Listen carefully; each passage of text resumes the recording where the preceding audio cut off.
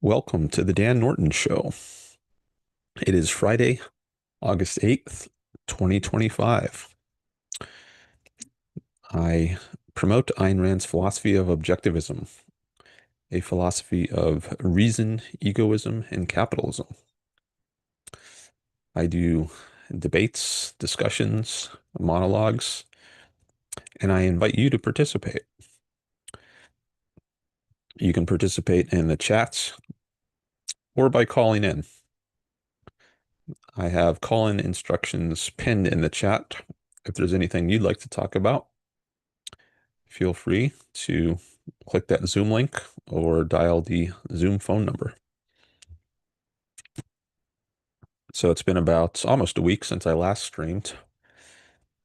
I'm doing a new day and a new time today. I don't know if I've ever streamed on a Friday before, but I'm trying out some new days and times. Also, I don't know if I've streamed this early before. It's 10:30 a.m. Pacific time. One of my viewers said that it was unfortunate that he's he's like 10 hours ahead of me, so often he's not able to catch my live streams, but maybe today he will. We'll see.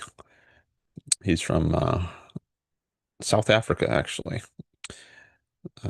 Maybe he'll show up later. Anyways, I see we got a few people here now, so thanks for coming by. Thanks for the likes. And thanks for the new subscribers. I still have more subscribers signing up. I had in the last stream, I mentioned I had 35 new subscribers from Facebook. I put a post up and uh, just saying how many subscribers I had. I had 869 at the time. And I said, I need 1,000 to monetize my channel.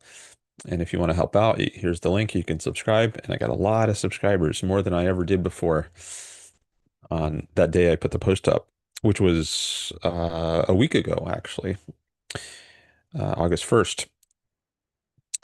But they've continued to come in. So it wasn't just that first day. They've been, I mean, not at the same rate, but there still are some subscribers trickling in. Um, I think at least one a day um, since I put that post up. So that's been great. I think I've gotten 50 new subscribers over the last week, mostly as a result of that Facebook post, I think. I see Robert. Robert is the first chatter today. Hi, Robert. He says 919 subscribers. Yeah, that's what I'm up to. Awesome. He says 1K is right around the corner. Yeah, I hope so. I hope I get there very soon. The the rate at which I've acquired subscribers has increased. So it took me, I think, almost 4 years to get my first 500 subscribers. But and I have a video on my channel celebrating hitting that 500 subscriber milestone. But that took almost 4 years. I started my channel in 2019, and in 2023 I hit the 500 mark. But now it's only 2 years later, 2025, and I've almost got my second 500 subscribers. So it's been a bit more than 2 years, I think. So the rate of acquiring subscribers has been cut in half, roughly. Um, but I'm not sure how long it's going to take to get up to 1,000, but I have a couple ideas. I'm going to do some more posts similar to the last one I did, which got a lot of subscribers, but do it on my Selfishness Project Facebook page, which is different from my personal page. And I also want to put a similar post on X, but I want to wait to do that a bit. I want to see how many I get just from doing that first original post, and that'll help me isolate the variables and figure out exactly where my new subscribers are coming from. So that's been great, and hope it continues. My watch time also is doing pretty well. In addition to needing 1,000 subscribers, I need 4,000 hours of watch time in the last 12 months to monetize my channel. And I'm roughly halfway there right now. I'm at 1,700 some hours. But I've only been live streaming since March, so not even 6 months ago. So if I keep up this live streaming at the same rate, and I've been getting the live streaming has really helped a lot increase my watch time. So if I do that for another um, 6 or 7 months, I guess that so March of next year would be the first anniversary of when I started live streaming. If I'm about halfway there now and it's not even been 6 months, then I think it's quite likely that I will get my 4,000 hours of watch time by the time I hit my 1 year live stream anniversary. Um, so I think I'm on pace. I'm on a good pace to do that. And then I can apply to YouTube to have my channel monetized and make this start to be a self-sustaining venture. So really look forward to that. Okay, so I wonder if some new people who aren't usually able to hear me will drop in today since it is at a new time. We'll see. I'm interested to vary it up a bit, see if I can reach new people. And not just the day and the time, but also maybe the length that's changing. It used to be 2 hours. Now sometimes it's much longer. We'll see how long today goes. I don't know yet. Depends partly on you all. So if I get into some really good discussions with chat or people calling in, then that'll encourage me to keep going. Um, so you all can really have an impact in shaping the show. And of course, the topics you want me to talk about too, or that you want to discuss with me or debate, you can also shape the show that way. All right. So I just want to mention the last stream I did is in the video section of my channel, not the live section of my channel, because I had to do some editing on it. There were some audio problems. I was trying to play that Facebook post I mentioned, which got me a lot of new subscribers. It had some music to go to go with it, and I tried to play the music. Um, and when I did that, there was some kind of looping effect, and this this this music clip, which I guess I don't know, it was only about maybe 30 seconds. It would just keep looping, and every new iteration of it was recorded on top of the last iteration. So there were and this went on for like 7 minutes until I stopped sharing my Facebook post. So it just became this cacophony of unintelligible sounds. Um, so I cut that out of the live stream and I re-uploaded the video, the last live stream. But when you do that, it appears in the video section of the channel, not the live section. So if you want to see um, that stream, that's where to go. Go to the videos section. There is a way to keep it in the live stream section, but um, the way YouTube processes videos, it wasn't allowing me to keep the same link. Um, um, I don't know if what was going on. Maybe the music was flagged by YouTube, maybe because YouTube thought it might be a copyright violation. Because I think the music on a certain platform, like if there's music that you can use on Facebook, that's not necessarily legit to use on other platforms like YouTube. So YouTube has its own music. Um, oh, hi, friend Harper. He just showed up in the chat. Um, and Robert says, "Hey, FHCH."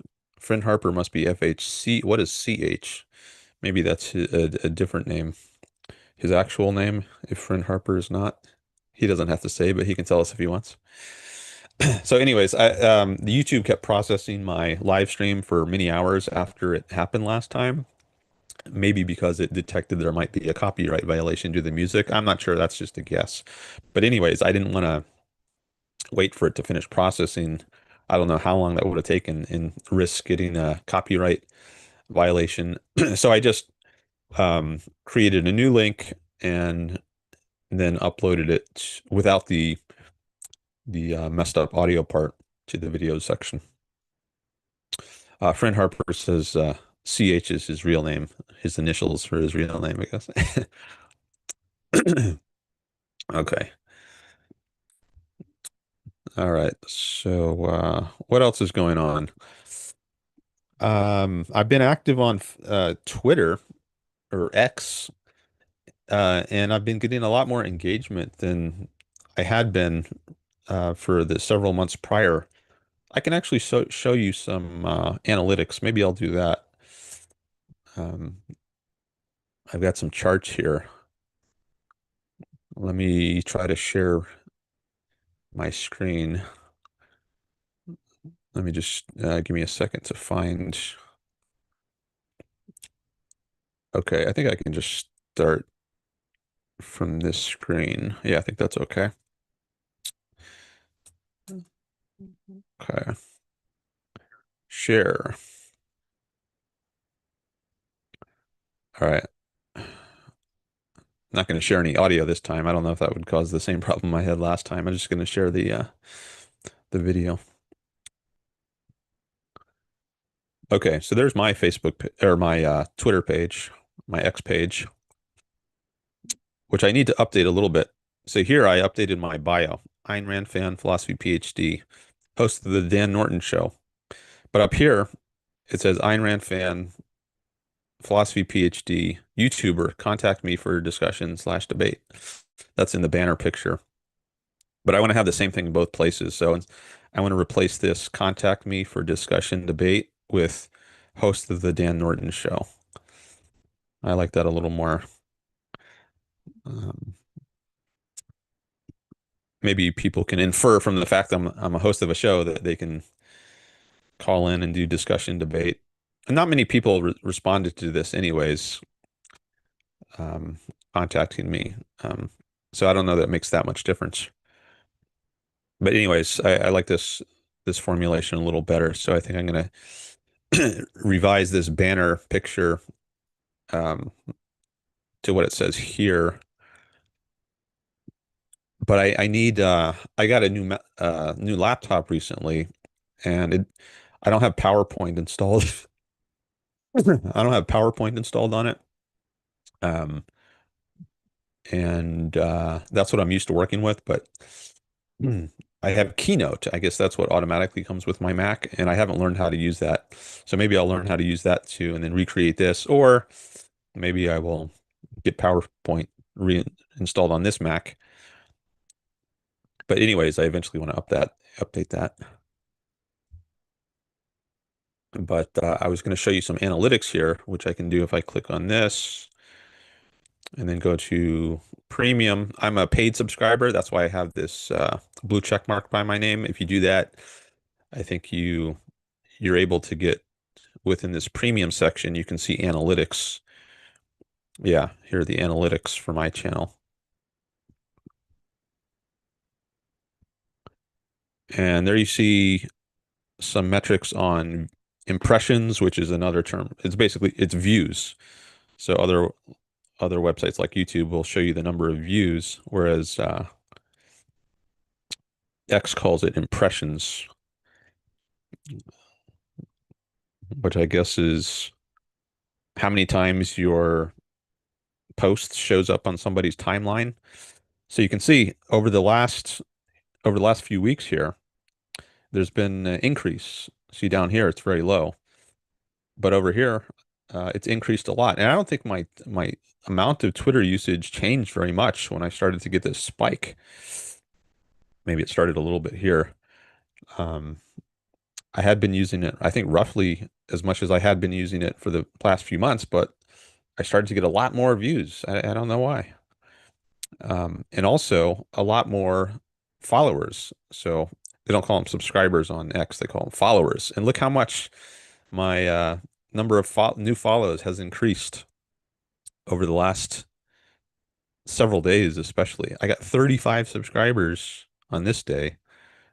What was that? August 6th, so just a couple days ago, and August 7th, 30 follows. So it's gone up a lot. And you can see actually if I change this to the show the last year's worth of data, this is the last 3 months. If I go to the last year, I had a huge spike here. This is when I first, or in the first few months after I signed up to be a paid subscriber on Twitter. I got that blue check mark. That was around Thanksgiving time. So Thursday, I guess it was this day, Thursday, November 28th. I think that was the day, or plus or minus. I don't remember exactly, but it was around then that I became a paid subscriber. And I think that helped a lot, because your replies to other people's comments on or other people's posts on X, your replies get prioritized. They show up higher if you're a paid member. So I think that helped increase my traction. And then I guess there's a kind of snowball effect where it builds on each other. And then look at this monster spike. On this one day, I had over 100,000 impressions. And then that went on for, I guess, a few more days. And then I got busy. I had to make a move. I had some other projects to do. And then it went way down. So I guess there's a kind of momentum effect because I tried to start spending more time again. I guess this is a couple of weeks later or something. Once I started to get more time, and I was doing about the same amount of posting, but they just weren't getting broadcast nearly as widely, had far fewer views. So I think there's a kind of momentum effect. And then that went on for several months. And then just a couple of weeks or so ago, I started to get more traction. So you can see some more spiking here. And I don't know why, but it's not like I was already a paid subscriber. So that didn't change. So that couldn't account for the recent increase. But for whatever reason, I started to get some more views. But even more dramatic was the number of followers. Look at the number of followers recently. So even when I was getting a huge number of views, um, I wasn't getting as many followers as I am right now. So for some reason, um, the number of followers has gone up a lot. Now, I think maybe many of these followers are not real accounts or serious followers, because you click on them sometimes and you read their little bio and it looks like someone trying to sell some crypto scheme or scam or something. But there's a certain percentage that I think are legitimate. See, this tells you the number of verified followers. Out of the 1.4 thousand followers I have, 241 of them have blue check marks. So at least those, I guess, are not fake accounts, though maybe they're still trying to just sell something. But anyways, there's a little back backdoor info, back end info, behind the scenes info. I think that's the term I want. Behind the scenes info. This shows my posts versus replies. See, I do many more replies than I do posts. The replies are in green, so I'm replying to other people's posts as opposed to initiating posts of my own. That's much less common for me right now, at least. All right, let me come back to the chat, see what's going on there.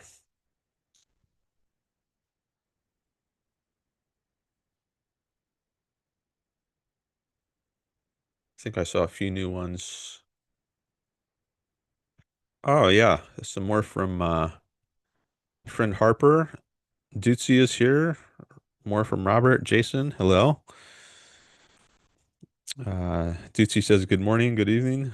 Yeah, she's in Europe, so I guess you're about 8 hours ahead, or 8 or 9 hours ahead, but earlier for you than it usually is. Um, Friend Harper says I tagged you, Dan, on ARI's OCON photo album. Oh, oh yeah, that was you. I saw somebody tag me because I appeared. Maybe I should. Oh, okay. Yeah, I guess you look different in that photo then I remember from when I met you at OCON, and I don't know if your beard is different or something in the photo, but I didn't recognize you from that photo. Um, he says, "I love show growth numbers." Okay, good to hear. Good to hear. Um,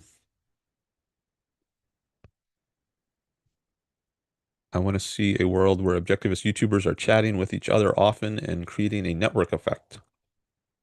Okay. I've seen lots of people on the left chatting together. I mentioned in the last show, I think, or maybe the show before that, I've been watching some discussions and debates between leftists, Destiny being one. Yaron Brooks spoke to Destiny a few months ago, I think. But I've watched some discussions between leftists recently, and yeah, I think that would be good. More objectivist chatting. I guess that's what we're doing here. I mean, at least some people here are objectivists, maybe most people, but sometimes I get non-objectivists who want to come in and watch or debate, discuss. Um,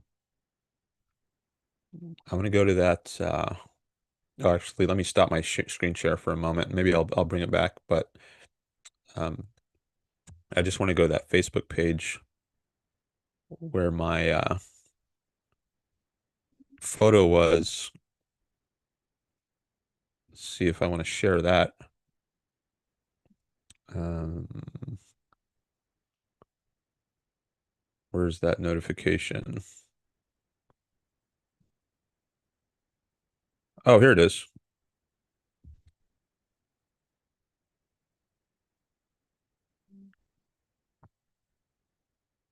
Uh, yeah, I want to look at your. I'm looking at this photo of Friend Harper to see if I recognize it better now. Okay, yeah, it's a much longer beard than I remember. So I guess that's but I recognize the hat. Okay, I see now. Oh, I see some more comments on that post too. Um, someone says nice beard. I don't know if Friend Harper wants me to show him, given what he said about his name. Um,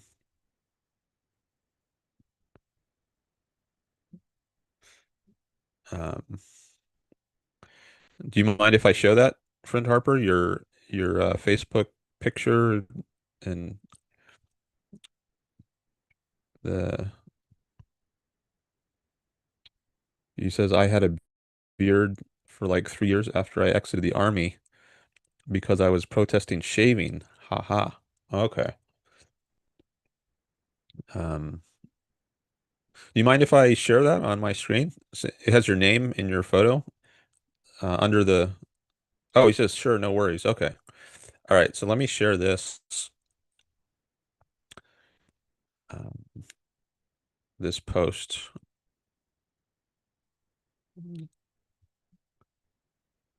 And okay. So this is from OCON, the recent objectivist conference in Boston.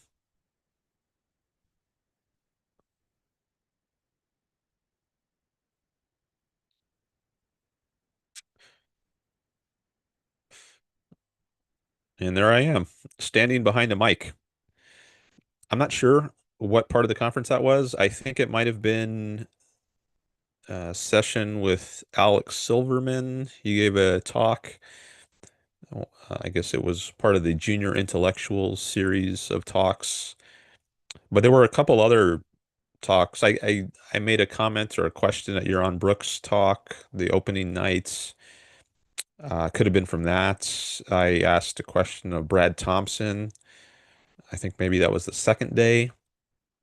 So I don't know which of those events, but I think those were the three I remember where I asked a question, and the Ayn Rand Institute put together this album of just photos from the conference, and I hadn't looked at the album yet, and I usually look through it, but I hadn't seen it yet this year. But I was tagged on Facebook here by Christian Hughes, aka Friend Harper, um,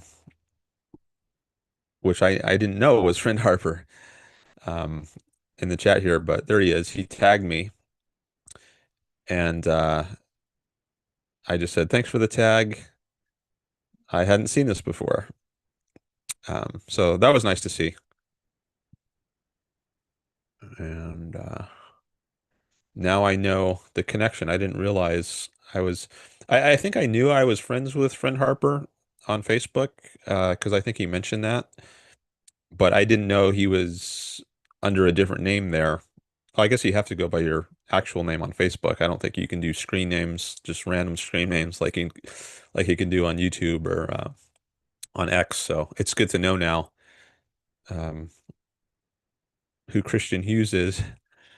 Um, and I think I had seen comments or reactions from Friend Harper before on Facebook, but I just didn't realize it was the same person as the Friend Harper I knew from YouTube.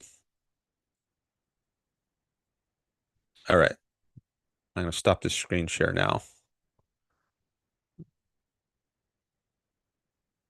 Come back to the chat.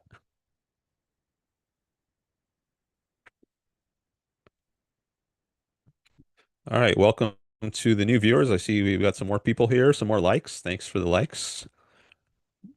And we got some more chats. So let me see what else is going on in chat. Okay. Robert says, I'm going back to the last part that I read. I'm looking at 10:45 a.m. I was about to say p.m. because I'm so used to streaming later in the day. Um, but it's earlier today. So um, Robert says at 9:45 a.m. Pacific, which you can see the timestamps. I think there's a way to toggle them on if you don't have them on, at least on a laptop. I don't know if you can do that if you're watching on your phone. Robert says, I have no blue check mark on YouTube. I don't think there is such a thing for YouTube. There's um, there's no distinction between like verified profiles and non-verified, as far as I know. Um, and then Robert says, as for X, Twitter, I do have a blue check mark there, but nowadays I don't think that's buying me much. Um, Jason says, greeting from an airport hotel in Seattle. Okay. Jason is traveling somewhere, I guess. Um, as a longtime objectivist, says Robert, it has been fascinating to come from a time when objectivist content was rare and every new audio cassette was greeted with enthusiasm. Yeah, there's so much content now. There's no way you can keep up with all of it, so you just gotta choose, be more selective. There's so much on the internet, like all of Leonard Peikoff's courses used to all be uh, behind a paywall, and you would have to order them by mail to get them. That's what I did when I first got into objectivism. I paid many hundreds of dollars for Leonard Peikoff's courses, and then I had to wait several days for them to arrive in the mail. Now you can get almost all of that stuff on free instantly just through the internet, which is great. Um, on the Ayn Rand Institute campus, I think that's where you can find a lot of those courses. But I think they're also on YouTube. Robert says, to the first few audio shows online, I guess so he's doing a progression here. It's been fascinating to come from the time when things were rare and every new audio cassette was greeted with enthusiasm to the first few audio shows online to nowadays when there is so much objectivist content that is there that there's simply not time to listen to it all. Yeah. Between multiple podcasts and YouTube videos and HBL meeting of the minds and more, there's just too much, which is a great problem to have. Yeah, it's nice to have so much available. It's kind of like you go to the grocery store and there's like uh, 50 different brands of toothpaste. And I guess there's an analog there. There used to just be one or maybe just a few. And now there's just so many options to choose from. That's progress. Friend Harper says I had a beard for like 3 years after oh yeah, I already read that one. Um,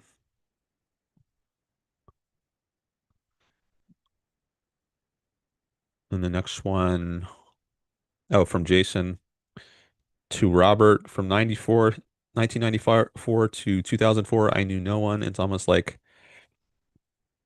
I has to meet a real objectivist in person to know they exist. I guess he meant it's almost like I have to meet a real objectivist in person to know they can exist.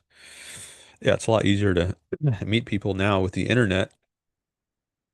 I guess for all kinds of topics, not just objectivism, but if you have some kind of niche interest, the internet makes it much easier to find someone with a similar interest.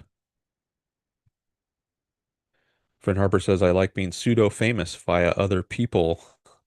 Lots of people knew my friend Harper name from my engagement with the Euron Brook show. Yeah, that's how I knew it. Because you super chat there sometimes and he reads your super chats.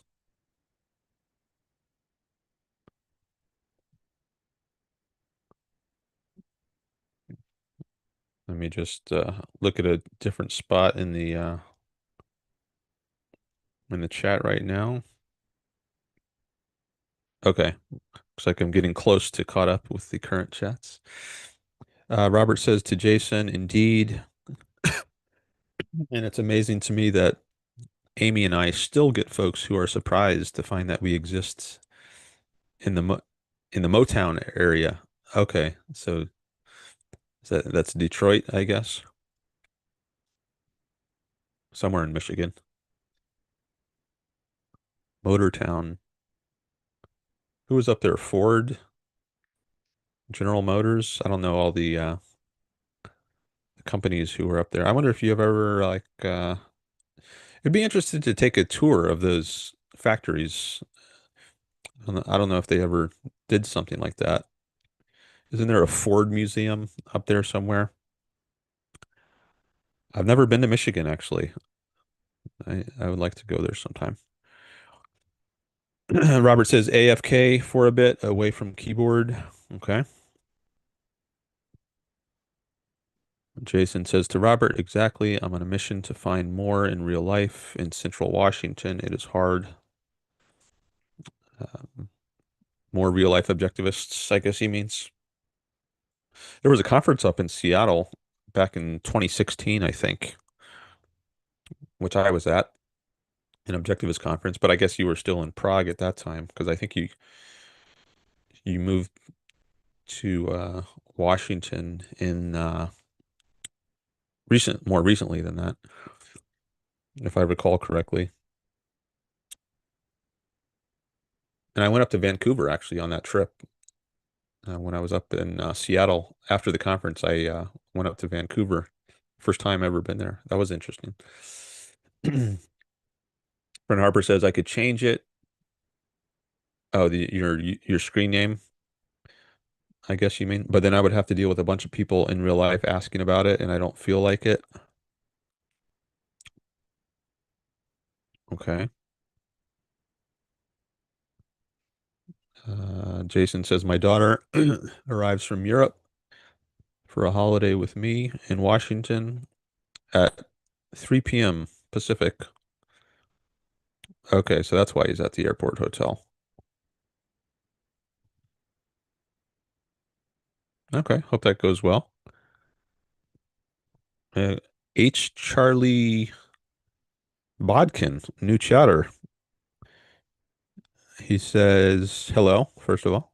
He says, you should call into the Majority Report and debate Sam Cedar. I think there's a special phone number for libertarians to use. No, there's not a special phone number. There's just a, unless he's changed things. There's just a special invitation. Like I know on the the intermission video they play in the middle of their show when they break for a few minutes, at least on one version of their intermission videos. There's multiple versions I've seen, but on one at least it says um, something about libertarians can call on the show, but it's the same number as everyone else uses. Um, but I don't know if I'm going to call their show anymore um, because I was pretty disappointed by the last call I did when Sam Cedar says that he thinks maybe Ayn Rand deserves to be smeared more. I thought that might be beyond the pale. We were talking about Social Security and how I was telling him he was wrong about her view of Social Security. She wasn't against taking Social Security. Um, so there's no hypocrisy in the fact that she accepted it. What she was against is that there's a system that allows people to live off of others like that. But if it's part of a system and if you're forced to pay into it, then I don't think it. And she thought it was fine to take Social Security so long as you see it as restitution, as you're getting your money back, money that was unjustly taken from you, as opposed to you're just entitled to live off of other people. That's a different sort of attitude towards it, which I think is illegitimate. Um, and I was telling Sam, I just think you're getting this wrong, and you're smearing her by calling her a hypocrite. And I said, like, is it okay just to smear her, lie about her? And then he said something like, well, I, I think there could be an argument that she deserves to be smeared more. And that really that turned me off. Like there has to be a certain level of decency and honesty um, for me to want to engage with you. And if you're just going to explicitly endorse or maybe endorse smearing someone, then that really lowers my motivation to engage with you. So I've called this show 7 times. You can see them all on my channel. There's a playlist of it. Um, but I don't know if I'm going to be calling again. Is that how you heard about my show, Charlie H. Charlie Bodkin? Um, I've heard, I think several people who've been here heard about me through the Majority Report, and I got actually many subscribers after I went on his show, and that was one of the reasons I did it, is to expose myself to a new audience and get new subscribers.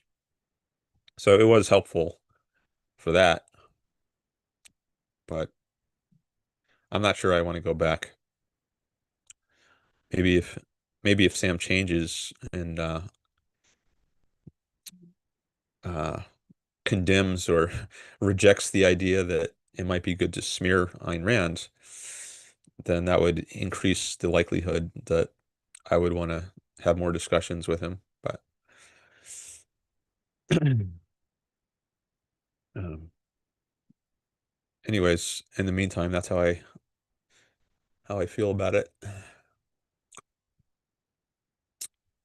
And then we got Friend Harper says, I haven't changed my Facebook profile picture since 2018, I think. Okay. I've changed mine a couple times. I think this is the one I have now is the third version I've used. Jason says, also speaking of real life objectivists, I got to meet some semi-famous yesterday in Seattle and buy him a lunch. So I came here a day early. Any guesses? Okay, so you met a semi-famous objectivist yesterday in Seattle and bought him lunch. Do I have any guesses as to who that is? Hmm. Well, I haven't. I think it's not Yaron Brook because he's in Europe right now. I think he's in Portugal. Who else might be going there? Gosh, I don't know. Um, Nico Spinbear, Harry Benswinger, but I guess they would be more than semi-famous. I don't know. Give me an example of someone who is semi-famous in objectivism. Um, Agustina Vergara Sid. I don't know. Um, I'm just thinking of some Ayn Rand Institute objectivists. Maybe you can give a hint. Someone who's not on lately. Oh, someone who normally has a podcast show but isn't currently doing a podcast. Oh, I don't know. Nothing is leaping to mind. I think I need more hints. Oh, Wade is here. Hi, Wade. You were the one I was thinking of when I was talking earlier about someone who wrote to me saying it's often very late for him. Wade is in South Africa, and oh, Razi Ginsburg. He was coming through town. He's planning a conference. Okay, so that's who it is. So he runs the Ayn Rand Center UK channel. Okay,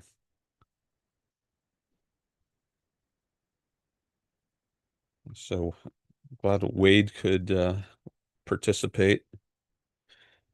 Friend Harper says you're on as top famous in objectivism, besides figures like Harry Benswinger and Peikoff.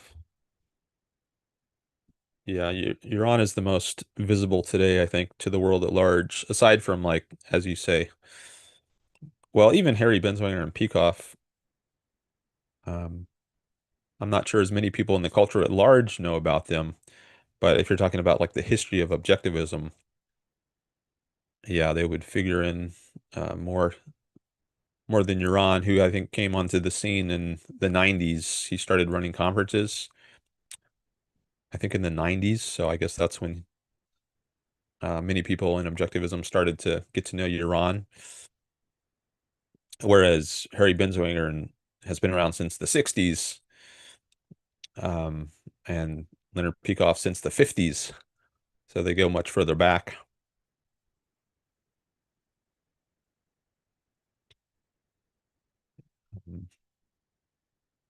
Yeah, Wade says, glad able to catch you. Yeah, glad you could catch me here. Easier time for you. I think you're 9 hours ahead. Jason said we had fish and oysters at Pike Place. All right.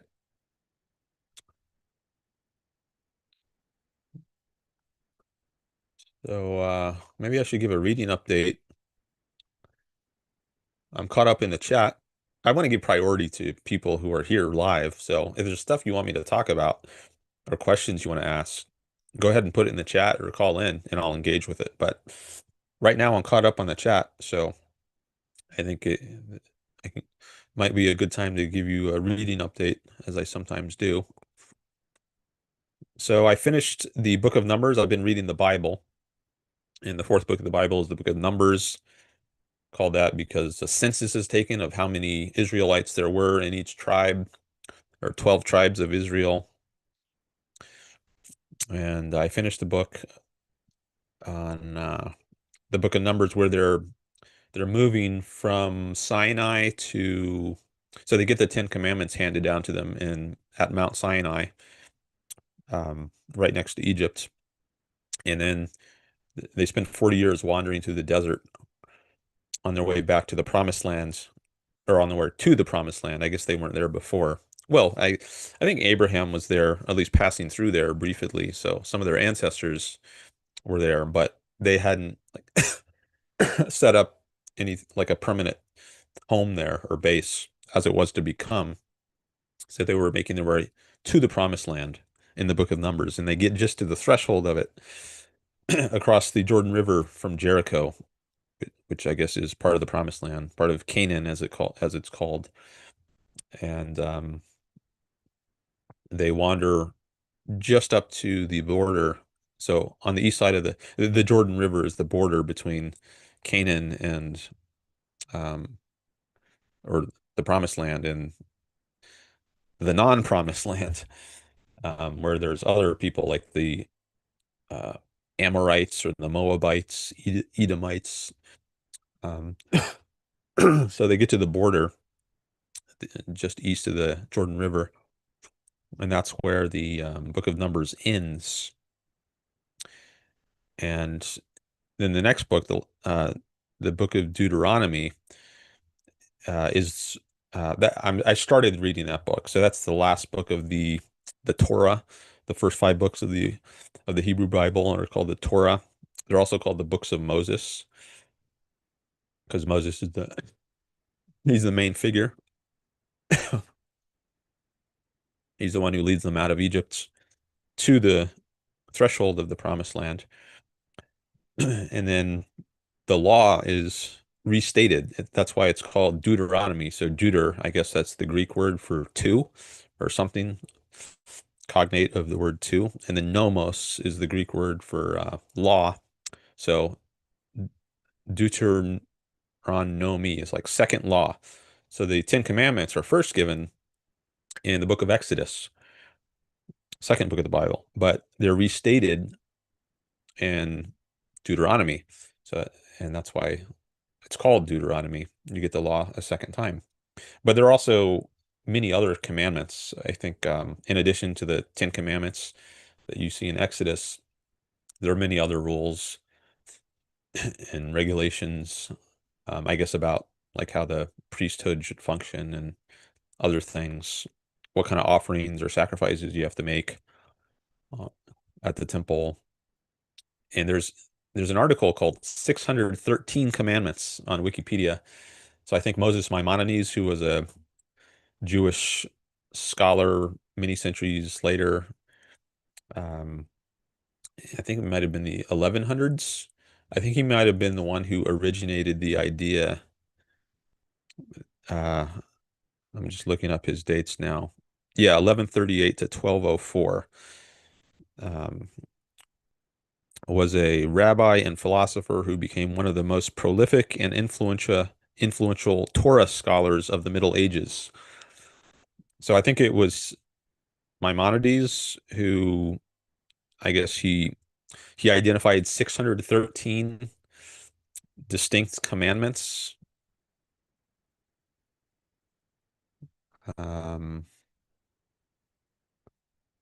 okay, here's a list of his works I found, and it says Sefer HaMitzvot, the Book of Commandments, is one of his works. In this work, Maimonides lists all the 613 mitzvot tradi traditionally contained in the Torah, also known as the Pentateuch. So yeah, I think he was the one. So that's what you get in, or at least some of what you get in Deuteronomy is this all these commandments, 613. And then finally in the book of Joshua, in the next book, is when the Israelites actually conquer the land of Canaan or some of it. I don't remember. And they make their way into the promised land. But in Deuteronomy, they haven't crossed the river yet. And Moses dies. Moses never goes to the promised land himself. He just sees it. I guess he goes to the top of a mountain and he can see the promised land, but he doesn't make it there himself because he was unfaithful to God at some points. So he's punished. Um, I think it might have been the incident when he struck a rock. God tells to get water out of it because the Israelites are complaining that they don't have water in the desert. And then God tells them to go speak to a rock and water will come out of it. And Moses, he doesn't speak to the rock. He strikes it with his staff. And I think that might be the reason that God punishes him and says, you're not going to make it to the promised land. You're going to die before you get there. Um, but he does at least get to see it.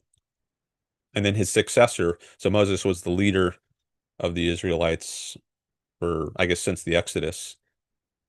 But he appoints Joshua as his successor, and then Joshua is the one who leads the Israelites into Canaan, the Promised Land, and conquers it.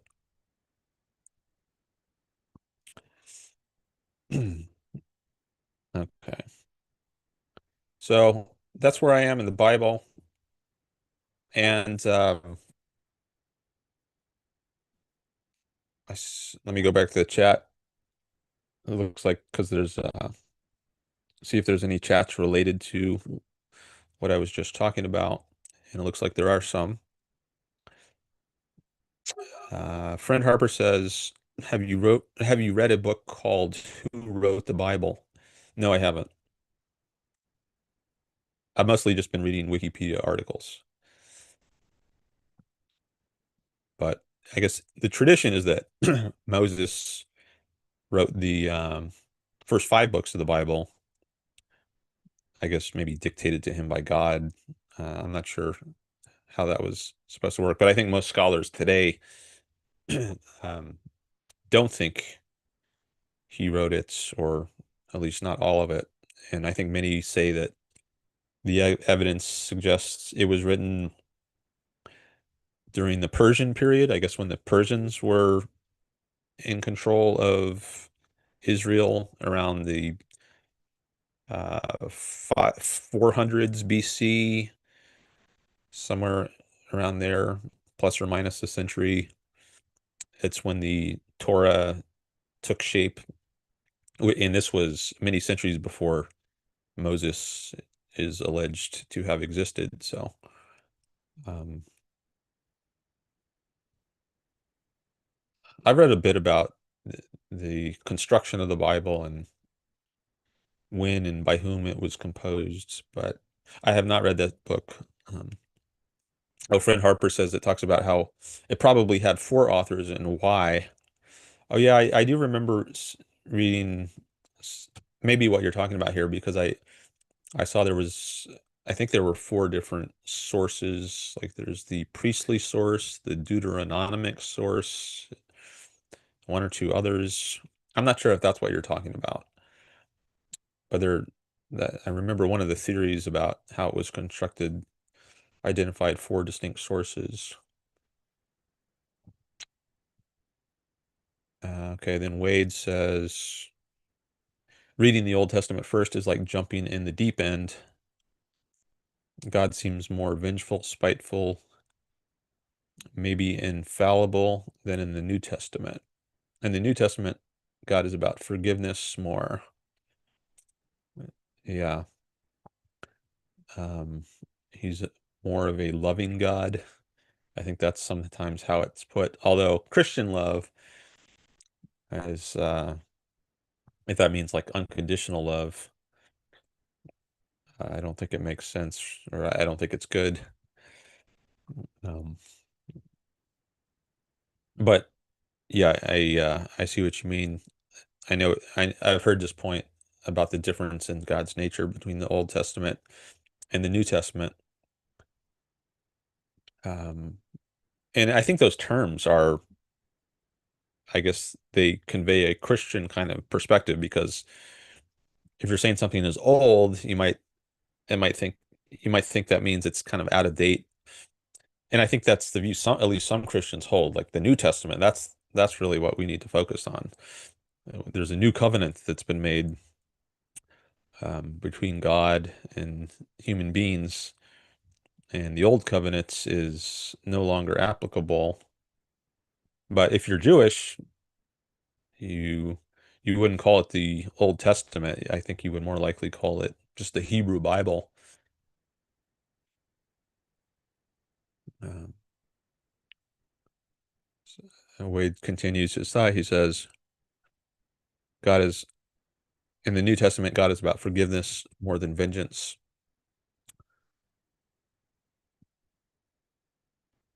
And then you correct something with even. I'm not sure what that means.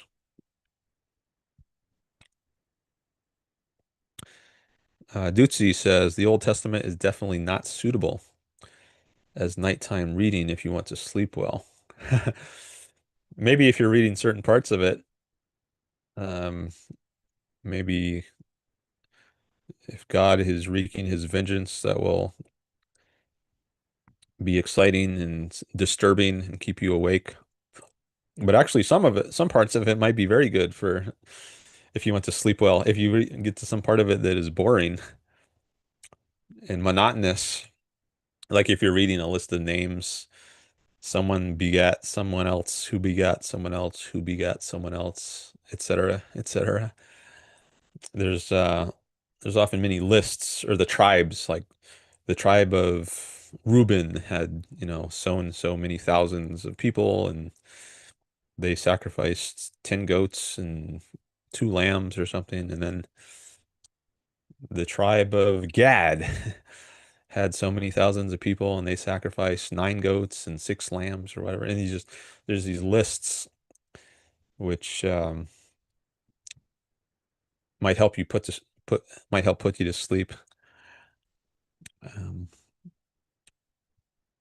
Friend Harper says New Testament God.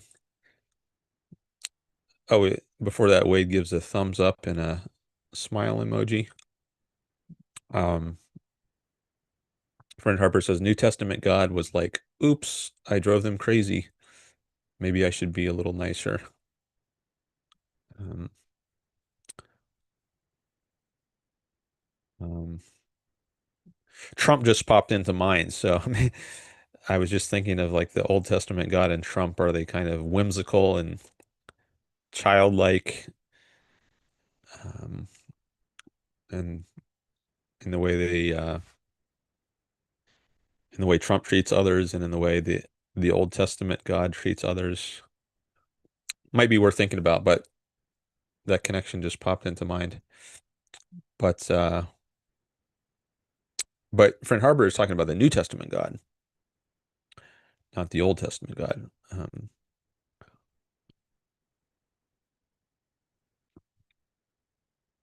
So the Old Testament God is Jehovah, I guess that's his name, or Yahweh, it's sometimes put. Um, and the New Testament God, I don't know if, well, the New Testament God is supposed to be the same as Jesus Christ, right? There's God the Son and God the Father, and then the Holy Ghost. And I guess that whole idea, the Trinity, starts with the New Testament.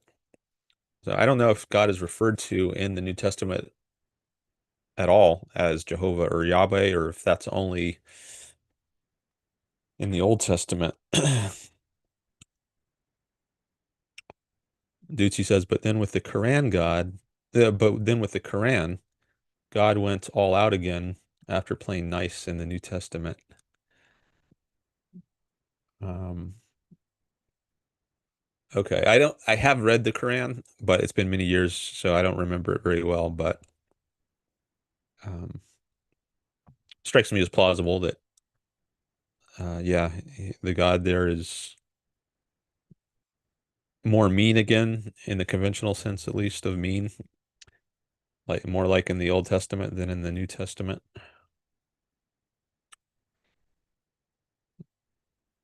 Friend Harper laughs out loud. I'm not sure what he's laughing at, but oh, maybe my comparison of the Old Testament God to Trump. Because then he says, I could see Trump telling one of his appointees to kill his son as a show of faith to Trump. Well, what he said about his voters, his voters, they're so loyal to him that if he shot someone on Fifth Avenue, he wouldn't lose any votes from it. So I think there is at least a grain of truth in that. I think many of his followers are rather mindless and cult-like, and will defend anything he says. Um, so I do think there are some parallels there. Yeah, so Friend Harper is referencing the story of Abraham there. Um, oh, Friend Harper is in the waiting room. he called in. I wonder how long he's been there. It doesn't tell me. Okay. Um, I'll take Friend Harper's call, but I might want to take a few minutes break first. Let me just read this one from Wade.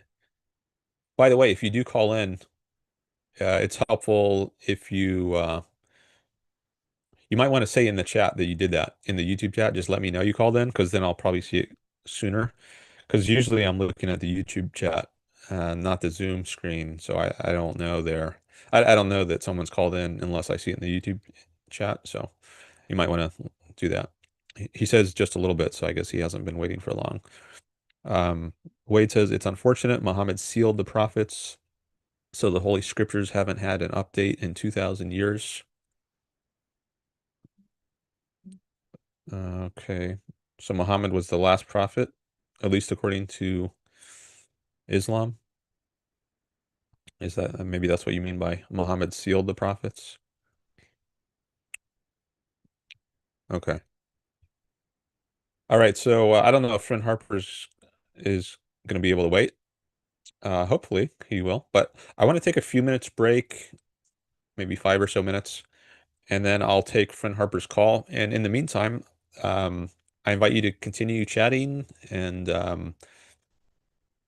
oh, he says he can wait. Okay, great. Yeah, so please feel free to continue chatting, and anyone else who wants to call in, feel free to call in. You can call in at any time, even if I'm already talking to someone else. You can still get in the queue in the waiting room on Zoom, and I can get you to your call eventually as well.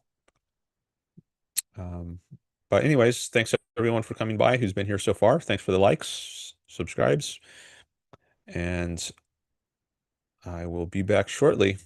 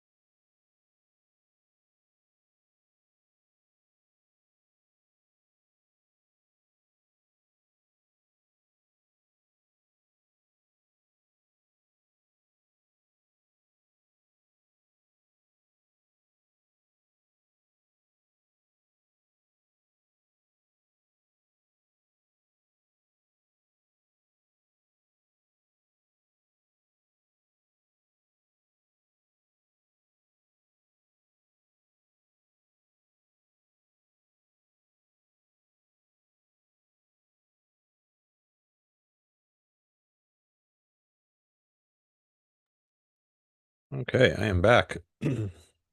Sorry, that was a little longer than I thought it would be. But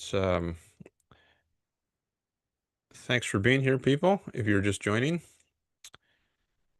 I am about to take a call from Friend Harper, who is in the waiting room. Way to ask what topic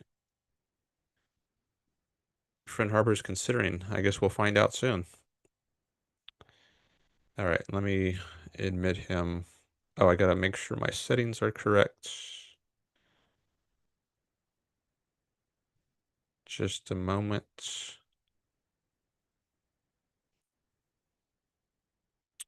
And I'm gonna have to ask him to unmute. And actually, Friend Harper, if you want to do video, that's okay with me because I'm familiar with you. But we can just do audio also. Um, it's up to you. All right, but let me admit you. Okay, you are admitted, and now I need to ask you to unmute.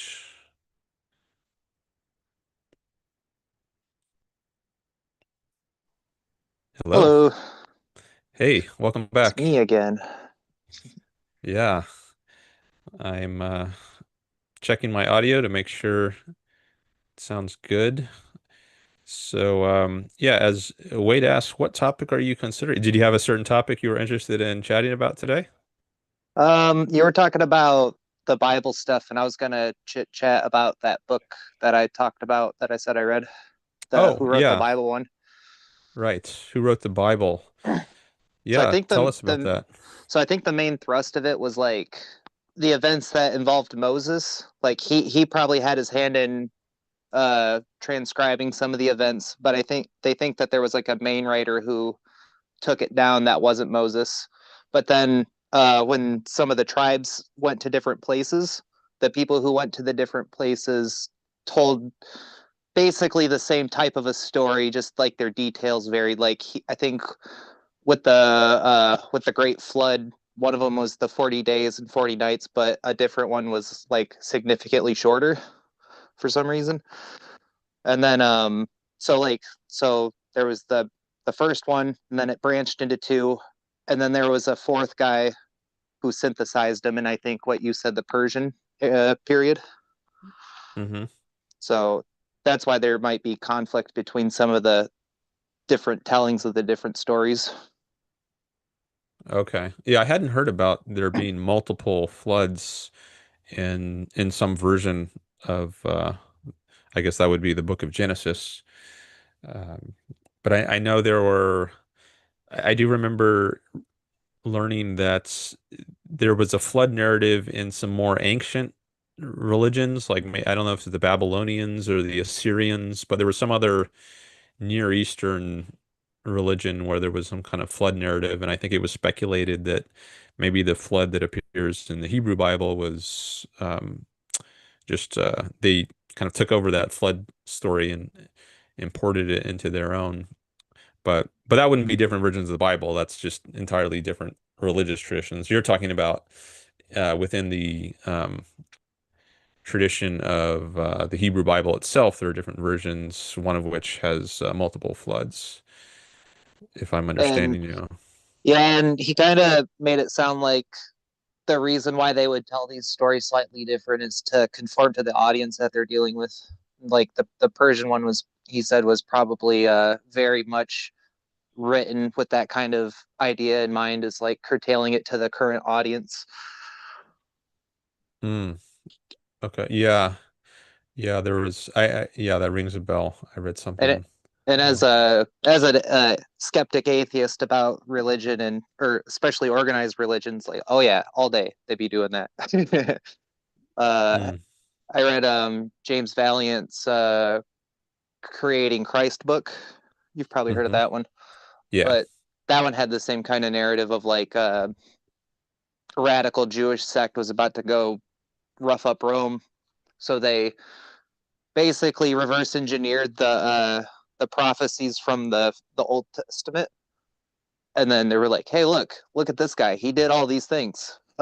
He's your chosen one, and now he's telling you to bend the knee, turn the other cheek, give to Caesar what's Caesar's." And they're like, "Oh yeah, well that's our guy." Where there was a lot of Jewish people like resenting that kind of idea of like, "Oh, you don't need to do the circumcision anymore to become a part of this group," or the laxed dietary, like you were saying, all those extra commandments. It was probably Hmm. the ones that involve like the you can only wear one type of fabric and no seafood and pigs are no good and all that kind of stuff. But with Christ in the new Bible or the New Testament, they kind of got rid of all that stuff, made it universal instead of like you don't need to circumcise yourself as an adult and pass a big academic test to become part of, well, we'd call it Christianity now, but they'd call it Judaism back then. Mm. So Yeah, it by was more. making the restrictions lax and letting anybody come in, um, totally threw off all of their about to attack Rome business. It was more, I guess, universal. I think that's a term that I sometimes hear used in describing the nature of the Christian religion as opposed to the Jewish. It's open to more people. It's not just there's this one tribe which is God's chosen people. It's much more welcoming to uh, a broad range of people. I don't know if that's your understanding as well, but Yep, yep. okay. I was trying to think the word for the like chosen people version versus universal. There was some word that they used, but they were saying like Islam and Christianity are universal versus Judaism is like the select group of chosen people. Yeah, although you can convert to Judaism. I think Yeah. some people do that, but Back in the day though, that involved all those like conforming to the dietary restrictions and getting a circumcision as an adult, which probably could have killed you back then due to sanitation and no meds mm, for antibacteria and all that stuff. So it was like risky and hard and like you actually like had to do a lot versus like showing up to church and being like, "Hey, I like this. I'm here now." mm. So it's much easier to become a Christian than it is to become a Jew. There's far fewer rules, restrictions to abide by, I guess. You don't have those 613 different commandments. So yeah, it's much more open. I'm curious about your history, if you want to share it all. Like, were you raised religiously? And I guess you have some interest in this if you've been reading a book called Who Wrote the Bible, but I'm curious what motivates your interest in this topic. um, so let me think. I forgot even who. So my background growing up is atheist. Like I used to go to this thing on Wednesday that was some sort of Bible related thing, but I only went there because like friends and before you got to the classroom, you did like playing in a gym with a bunch of other kids and but like my mom seemed pretty atheist. Like she named one of our cats Nodis, which is Satan backwards, and then we had Oh, another cat named Sin, but spelled with a Y. And uh-huh. like my name's Christian though, so what's up with that? I was like, that's why I don't really care for my name. I think my mom's religious now though. Like I remember my uncle passed away, and his name was John, and he ended up passing on March 16th. So they're like, oh, 316, and I think that's the one about I think John 316 is something to do with like you can come in at any point. It's not a big deal. Mm. And so like I think half my family was like didn't care, and now they are religious. Okay, so you weren't raised religiously, but Nope. I guess, but I guess you developed some kind of, well, like what motivated you to read this book on who wrote the Bible? Were you just Um, curious or yeah, I'm a hungry reader when it comes to audiobooks. I think it came out of me reading a bunch of books like uh what's it called? The opening or the closing of the Western Mind and the opening of the Western Mind and um Guns, Germs, and Steel and books like that, just like history. And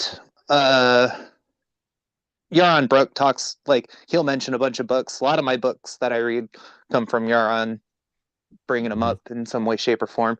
But I don't know who told me to read Creating Christ by Valiant, but that one was probably I think I read that one and I if I didn't read that one first, I probably wouldn't have listened to the Who Wrote the Bible one.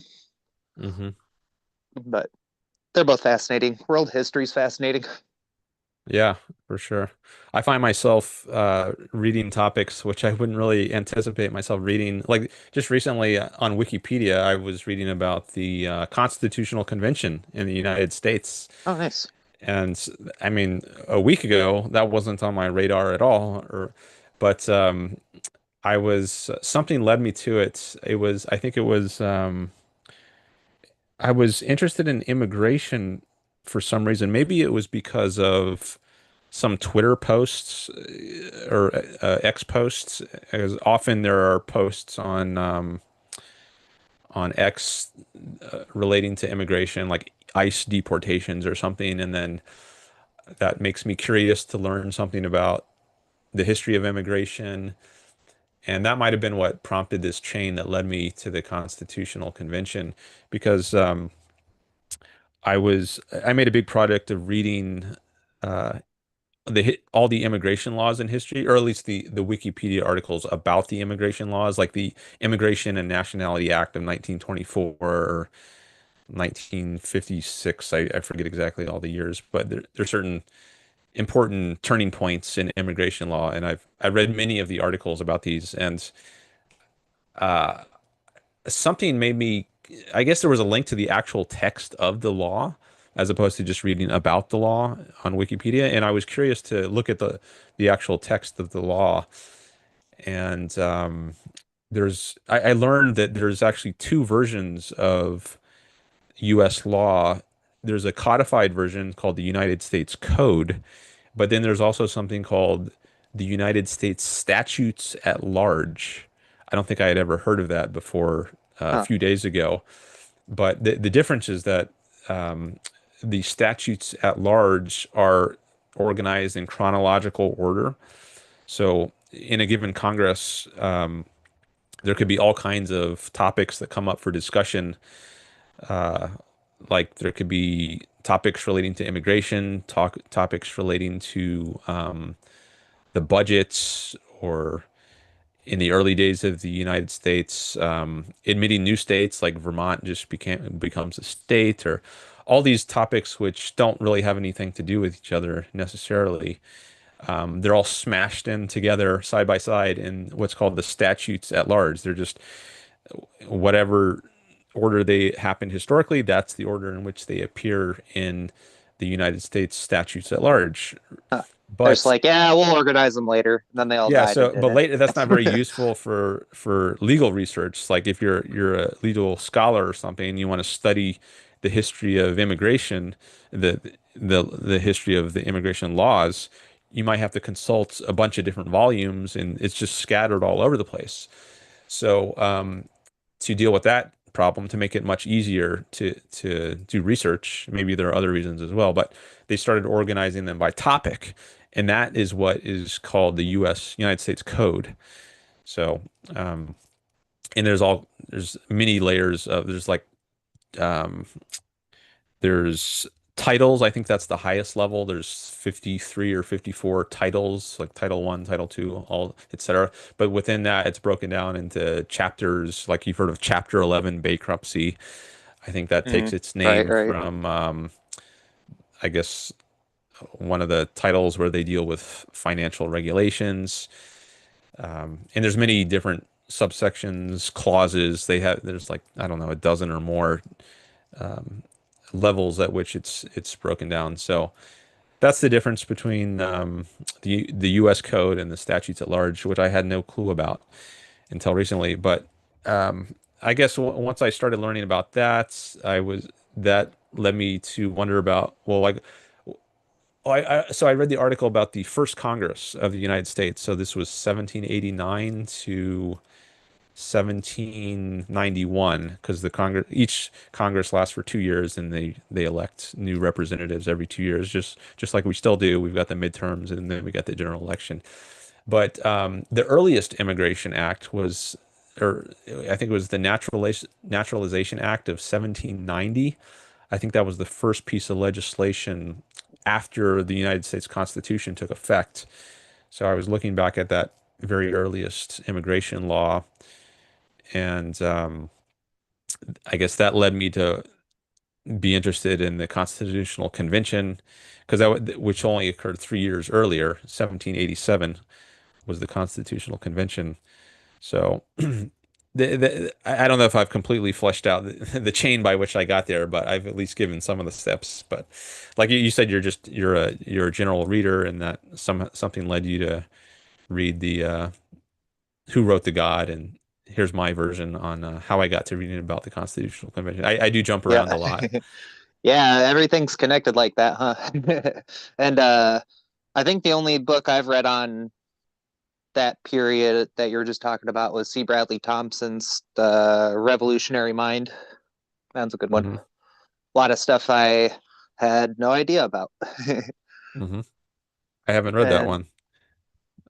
Uh, maybe that one. one's yep, that one's good. Not super long. And he says he's got another book he's working on called The American's Constitutional Mind, which I guess Hmm. is probably a lot about the writings of the founders when they're thinking about writing the Constitution. And because the revolutionary mind kind of was more about like the culture at large and the issues that antagonized the founders and all those guys. And you know what kind of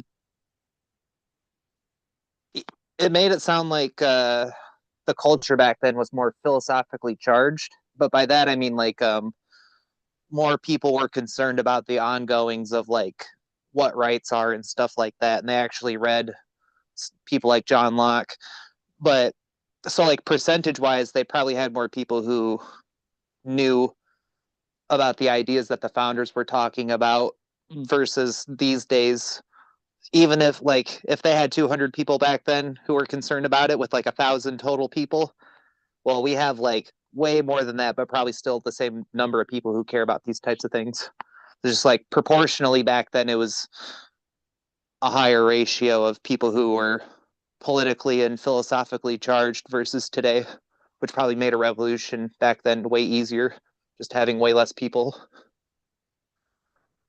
Yeah, I've heard. Well, yeah, like Trump. I don't know that Trump even knows, or I don't know that he's even read the founding documents. I think someone once asked him, like, what is the Declaration of Independence about? And he said it's something like it's a document about love, or I mean, if something. somebody told me that guy didn't know how to read, I wouldn't even be surprised.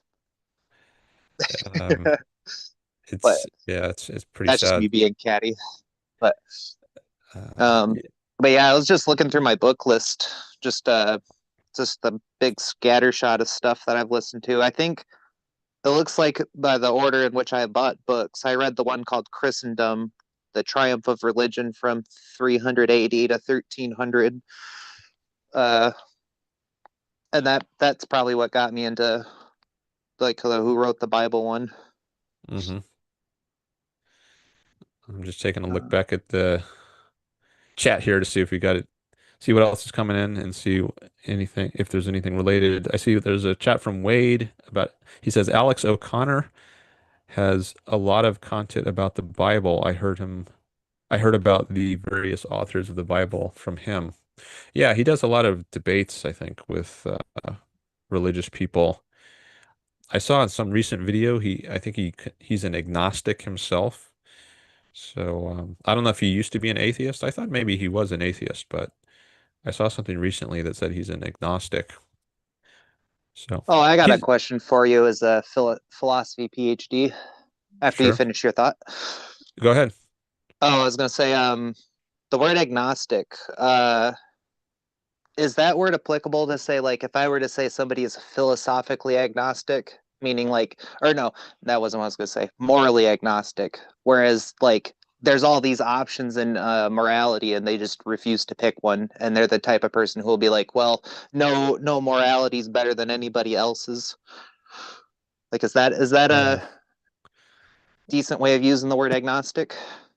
Because I kind of think of it as a word that like I associate it with non-committal attitude. hmm Yeah, I think it has. I guess there's at least two senses of it. There's a specific sense where it, and I guess the most famous sense is on the issue of God. Like, do you believe there's a God or not? And if you don't know, you just don't take a position. You would be an agnostic. But then there's the more generic sense, which I guess you're referencing there, where it could Mm, be applied to anything. Um, like I could right. say I'm an agnostic on whether uh, socialism is better than capitalism, right? Um, so it's there's this very broad sense of just being non-committal, as you said. Ah, I gotcha. Yeah, I was thinking like I think there's a lot of people who are in the culture morally agnostic, but I'm sure if you pressed them, they'd also be epistemologically agnostic too. Like try to ask a random person what a concept is, and they'd probably have no idea how to like formulate what a concept is. They'd probably be, well, it's an idea. And they're like, all right, well, what's an idea? And then they'd be like, well, it's some sort of concept. And it'd probably end up being a circular or like, I don't know, or you'd have to tell them. I'm just wondering now if there's. It, I think there might be a distinction between just ignorance and being agnostic. Like, is there is there life in another galaxy? Would I say I'm an agnostic about that, or would I just say I don't know? I would at least say I don't know because I don't know whether there's life in another galaxy. Maybe there is, maybe there's not. But is that the same thing as saying you're an agnostic? I'm Mm, wondering if agnostic implies more of an awareness of different positions on the issue, like you're aware of some of the arguments that there is life in another galaxy, assuming there are arguments for that. And then you're also aware of arguments that there's not life in another galaxy. And you've weighed them to some extent at least, and you're just not sure at this point which arguments are better, so you would be agnostic. But if you haven't considered it at all, if you're not aware of any arguments at all for one side or the other, you just haven't considered it. I good wonder if it point. would Good be point. right to call yourself an agnostic, or if it would be better to just say you don't know. Like Right. Or I a call, word like uninitiated in the topic. yeah, I considered myself an agnostic for about a year or so in high school about the issue of God. But at that point, I was thinking about it some. I had considered some of the arguments pro and con, and I just wasn't sure. But what about when I was, f 5 years old, 6 years old? Was I an agnostic then? I mean, it seems a little odd to apply it to someone with that kind of context who, I hadn't considered the issue at all when I was 5 or 6. I wasn't raised religiously. Maybe if you were raised in a religious household and the issue became, it was on your radar, so you could at least consider it. And maybe you could be an agnostic at that point. But for someone who's just completely oblivious of some issue, I think it might be implying more of a awareness of the issue than actually there is to call someone an agnostic. Right, So, right. I remember in high school thinking, uh, not agnosticism, apathy. I just don't care because whether there is or not, I have to go to school in the morning and it sucks either way. So he's mm, not doing me any favors if if he is around. But I was just kind of like, what is it? And then when I got into objectivism, that's one of the things that clicked with me is like, who cares about the origin of the universe when in the face of like, I still have my life to live in any case. Like we're here now, so what's the point of stewing over the origins? trying to figure that out when you're not even a physicist or anything. Yeah, I guess maybe it's just interesting to think about. It gives you some kind of pleasure. Like you Yep. might not always know the reason that something gives you pleasure or satisfaction, but um, if it does, I guess that gives you at least it gives you prima facie reason to think, well, maybe there's something valuable here. Yeah, and I'm not poo-pooing anybody's interests or anything. It just wasn't for me. But I was like, yeah, I'm not trying to be a physicist, so I'm probably the least involved person on discovering the origin of the universe. And I have a few friends who insist that it's an important question, and I'm like, yeah, but like, are you doing anything to figuring it out besides like being worried about it? And their answer is no, not really. So. So as for the Like, origin of the universe, uh, doesn't seem like a valid question now that I understand what time and space are, and the universe is just everything that is. so you might think, and I think this is Rand's view, that the universe is eternal. So there was no beginning Yep. if you're talking about the universe as a whole. Um, it, Or just beginning is a non-applicable to yeah. something like everything that is. Hmm. I really like I like telling my friends about the way we kind of deal with the concepts of time and space, like time being a measurement of movement and change, and space just being the distance between objects. That makes it less mystical than like, oh, we're in a four-dimensional space-time continuum. Hmm. Kind of stops them thinking about like, oh, how do we bend time and space to our will? And I'm like, well, how do you bend measurements to your will? Like, you can bend space to your will just by moving closer to something, I suppose. But I wouldn't Space consider that itself really is bending. But there is no nothing, as Parmenides said. What is not is not.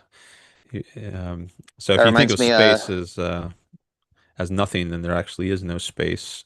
But if you think of it just as a relation, but relation between things, then I think it's got a valid sense.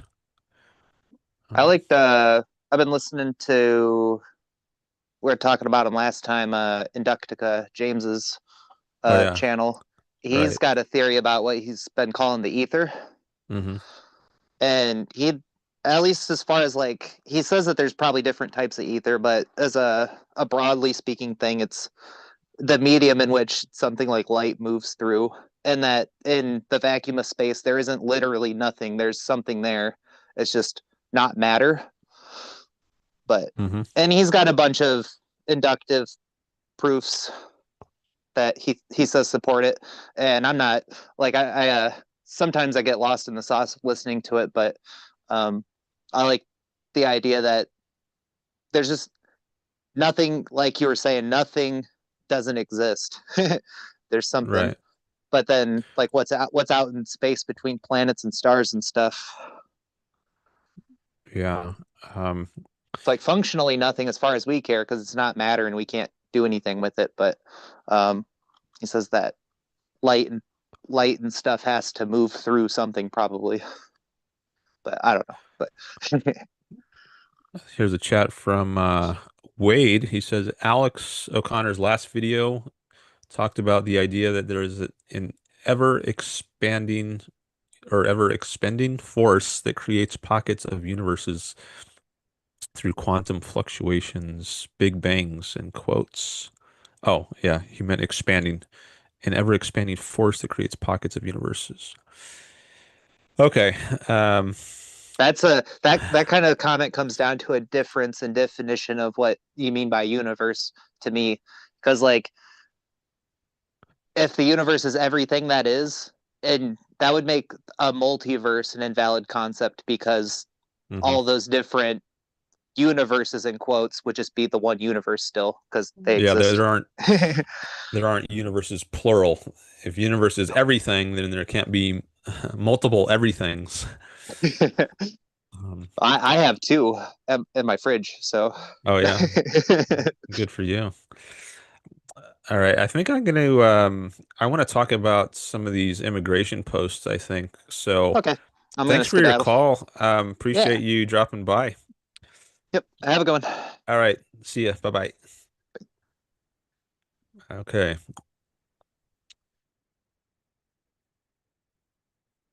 So glad friend Harper could come by and chat some about God or and whether God or the Bible and who wrote it, etc. But I think I want to spend some time going through some of these uh, comments on X about comments on my posts or my comments on X about immigration. And I think I'm going to do some replies. I mean, unless there are other topics you all want to bring up. So if there are other topics that come up in the chat or people want to call in about, um, I'll give those some time. But right now, I think I want to spend a little time looking at social media replies. Um, RDF is in the chat, new person. He says, I think the ether was disproved in 1887. Okay. Uh, well, I think there's some I guess some scientists thinks it was disproved, but um, others, or at least James, who's behind this Inductica YouTube channel, he takes a different view. I don't know if there are other if there are scientists like people working academic physicists. I guess James is working outside the field of academia just as an independent scholar, or I'm not sure how to classify him exactly, but um, and I don't know what I think there might be some organization that he spoke at recently, and a lot of the people in this organization share his view that there is an ether. I'm not sure, but if you check out his YouTube channel, Inductica, you can learn more about that. Wade says nothing can exit our universe because space is expanding faster than the speed of light's definition of universe is definitely up for debate. Well, on the definition that I use, which I think Rand also, which I guess I maybe I got it from Rand, I'm not sure, but it's everything. It's like a synonym for existence. So there's no sense to be made of an idea of exiting our universe. There is no exit from the universe. You can't leave everything. Um, you can't leave the realm of existence. I mean, things can change their form. Like you can, Ayn Rand says, like with a living organism, when it dies, its chemical elements remain, but its life goes out of existence. So things can cease to exist, but um, they're just, I guess, a rearrangement of stuff. Although that's, I guess, rearrangements of stuff is not the only way that things can go out of existence. Um, anyways, this I guess we could spend a lot of time on this topic, but I think I do want to get to the immigration stuff, at least for a bit. Maybe we can come back to this later. I've got some more likes, more people watching. Thanks for coming by. I do invite you to participate in the chat or call in. Um, okay,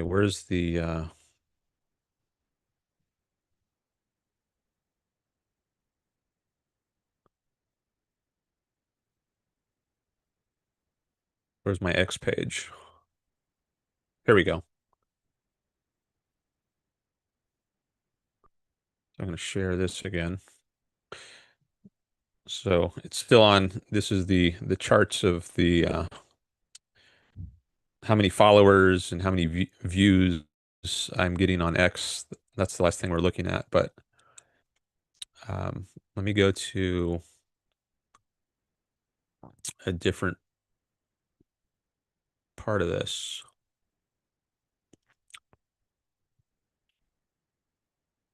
Okay, I think this is, yeah, this is the post or one of the posts that I made a comment on, and then it got a lot of replies, and I want to look at some of the replies. So I'll just read this post from Matt Finn, FNC. I guess he works for Fox News Channel, among other things. It looks like I don't know who this guy is, but his post popped up on my feed, and he says, "Breaking." This is from 2 days ago, August 6th. Breaking. Department of Homeland Security arrives in Penske trucks at a Home Depot in MacArthur Park area of LA for early morning immigration enforcement. The area was filled with migrants who scattered. DHS says MS-13 has a chokehold on this area, which is one reason they're carrying out the highly optic immigration raids. 16 taken into custody. So this is a Mexican gang, I believe, MS-13. And he says they have a chokehold on this area. So these people are raiding this Home Depot.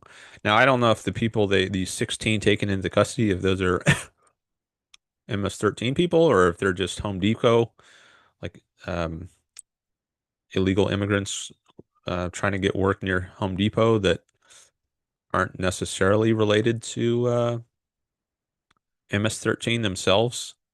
But anyways, I commented on this post and I said, deporting peaceful people is irrational and immoral. Freedom is good. And I wasn't taking a position. I was being agnostic, to use a word that came up a little bit ago, on whether the people that were being arrested by these officers were related to MS-13 or not. I just said, deporting peaceful people is irrational and immoral. So if they were peaceful people who were being arrested, then I would say it's irrational and immoral to deport them. If they weren't, if they were part of this violent MS-13 gang, then okay, I can see how that might be rational. But I'm talking about peaceful people.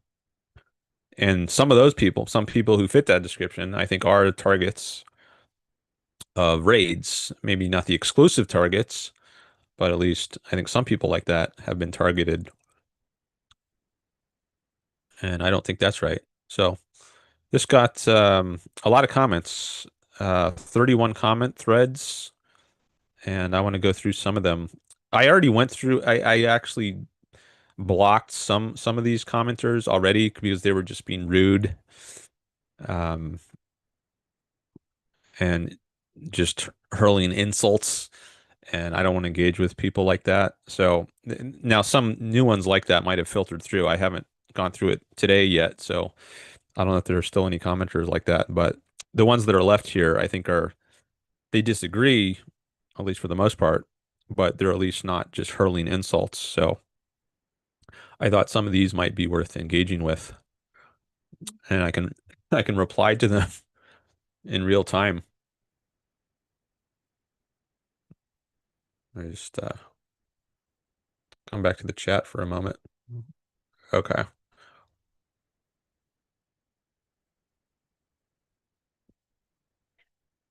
So I did this in a previous stream. I replied to some chats in real time, and I'm going to do that again. And it's I thought this is one thing I can do. Like if I don't have any new engagement in my current YouTube chat, I can just engage with these comments. But if I do see engagement in my current YouTube chat, I do want to also engage with that.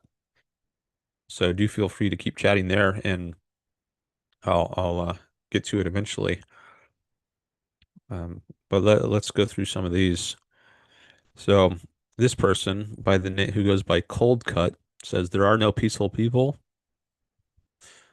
Let me open that one up. Looks like somebody replied to him. And then someone says, You're just projected your own violent tendencies onto others. Most people are peaceful. So I guess I can also reply to this. Maybe I'll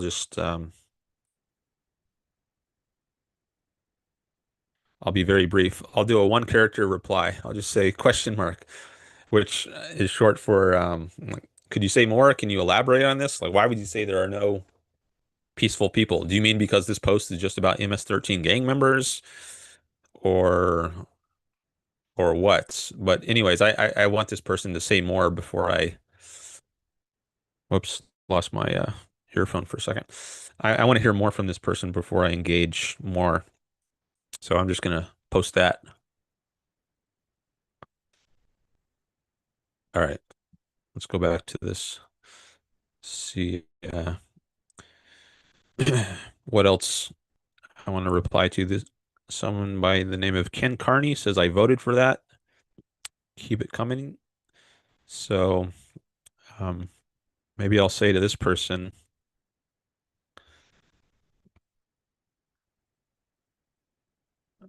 um, you voted. I don't know exactly what he means when he says I voted for that. You voted for deporting peaceful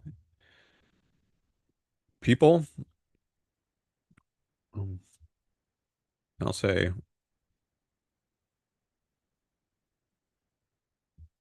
if so, why would that be good?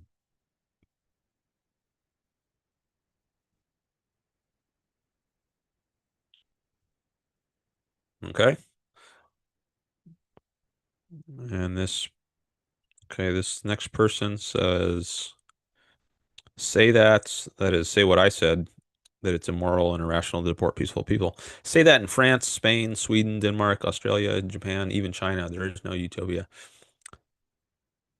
So maybe he thinks immigration is more of a problem in these countries.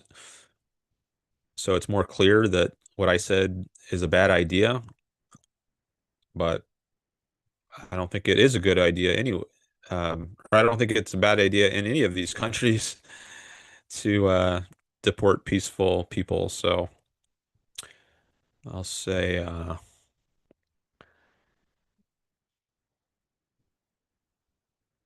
why not? Why not say what I said? Or maybe it's been a couple days, so if I just say why not, the reference might not be clear. So maybe I should say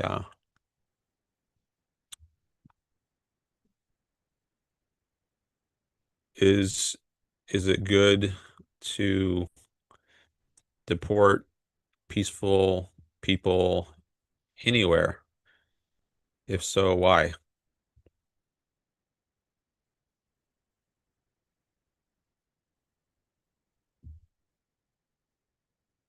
I had a discussion, I think it was in the last stream with RW. He called in and we were talking about immigration for a while. One thing I was curious about is well, we were talking about screening. Like should there be screening at the border, at the international border? And we don't have screening at state borders. And if you're next to a peaceful country like Canada, why should we have screening at that border? Um, any more than we have it between state borders. It's possible someone from another country or someone from another state, like going from Texas to Oklahoma, will be dangerous. But is that any different than an international border? At either place, it's possible someone could come in who's dangerous, but if we don't have screeners at state borders, why have them at an international border? At least if it's a country like Canada, which for all I know, there's less of a threat if you're just talking statistically than someone crossing a state border from Texas to Oklahoma. But I wonder if what RW might think about in a laissez-faire society, like in today's society where we don't have laissez-faire capitalism anywhere, that he supports screening at borders, or does he think there should be screening even if we did live in a laissez-faire capitalist world? Um, so that's something I'd be curious to hear his view on. I don't I think that if the whole world is laissez-faire capitalist, then I don't see a need for having screening at any borders. People can just there's just a free flow of people. Why not? I mean, if some specific area becomes a problem, then you could start monitoring that and maybe putting restrictions on it. But if you don't have any systemic kind of problem, why not just leave it open and maybe not even monitor? Okay.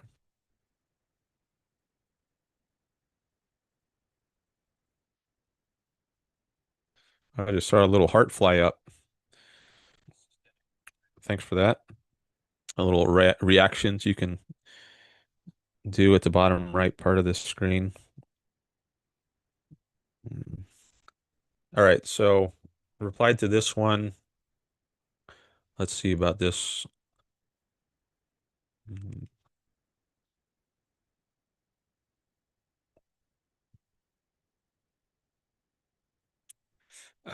Ask the Romans how that worked out for them.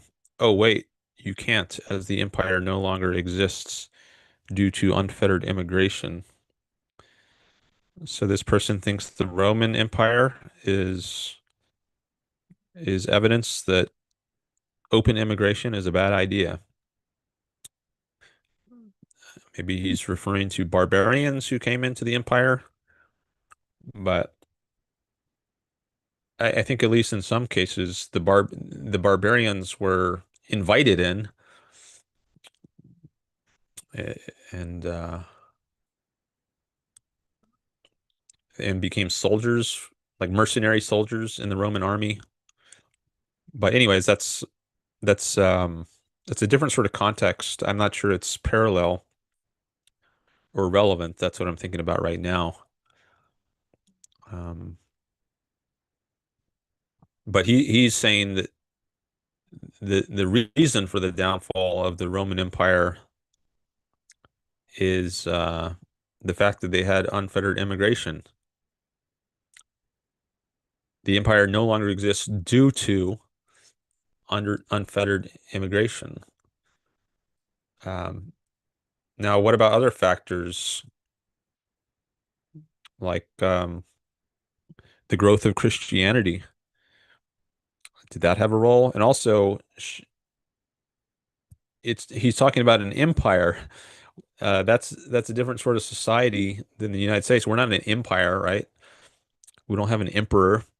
Is it even a good thing to preserve an empire if you have some authoritarian emperor uh, lording it over other people, or is it good if a society like that collapses and rights are better respected? Um, so these are some of the first thoughts I'm having about this post. So maybe I can say something related to those. Um,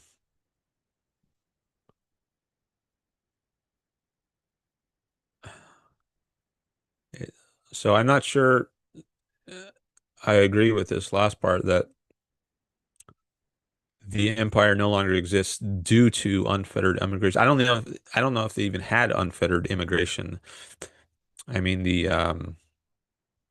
there were certain limits to the empire, like the Danube River, I think for a long time was one of the boundaries of the Roman Empire, and the Rhine River was another boundary, and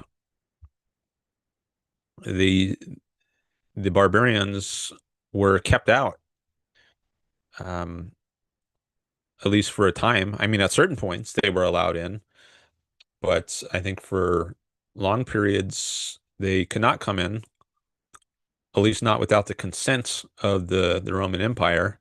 They would have to be invited in. Maybe they could work out some deal to be mercenaries and fight off other barbarians. I think that's what happens sometimes. The Roman Empire um, hired some barbarians to fight off other barbarians who were more threatening. But that's not really an issue of immigration. That's hiring mercenary armies. That's not just individual people going from one area to another to live their lives, not necessarily concerning themselves with fighting off barbarians or other barbarians. So um, maybe I should just.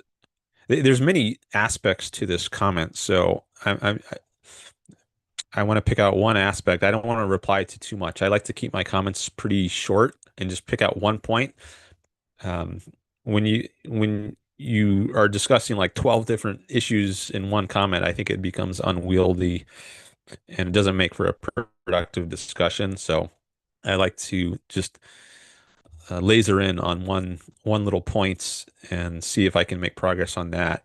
So I think on this, I'm just going to try to get clear on the facts of the matter. Like maybe I'll just ask a question. Was there actually um, unfettered immigration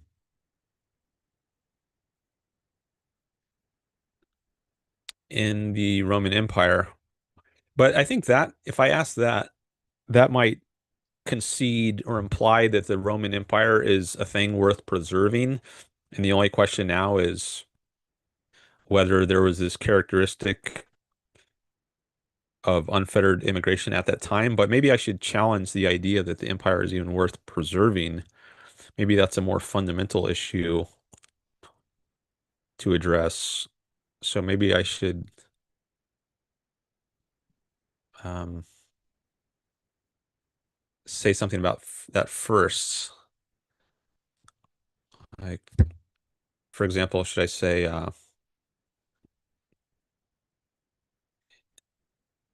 was the Roman Empire worth preserving? Do you want to live under an emperor?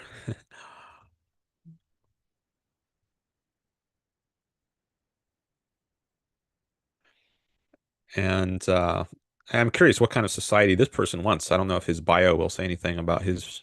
No, he doesn't say anything about like I'm a monarchist or something. Like some people will say in their bio here, but he doesn't have anything. So maybe I'll just ask this. Was the Roman Empire worth preserving? Do you want to live under an emperor? And I don't know where that will take the conversation. I don't know what he might say to that, but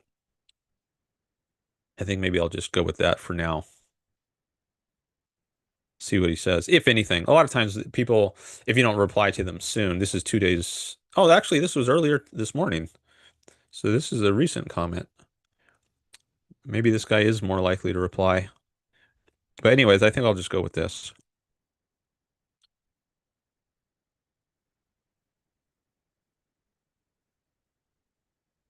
Or maybe for contrast, I should just add a, do you want to live under an emperor?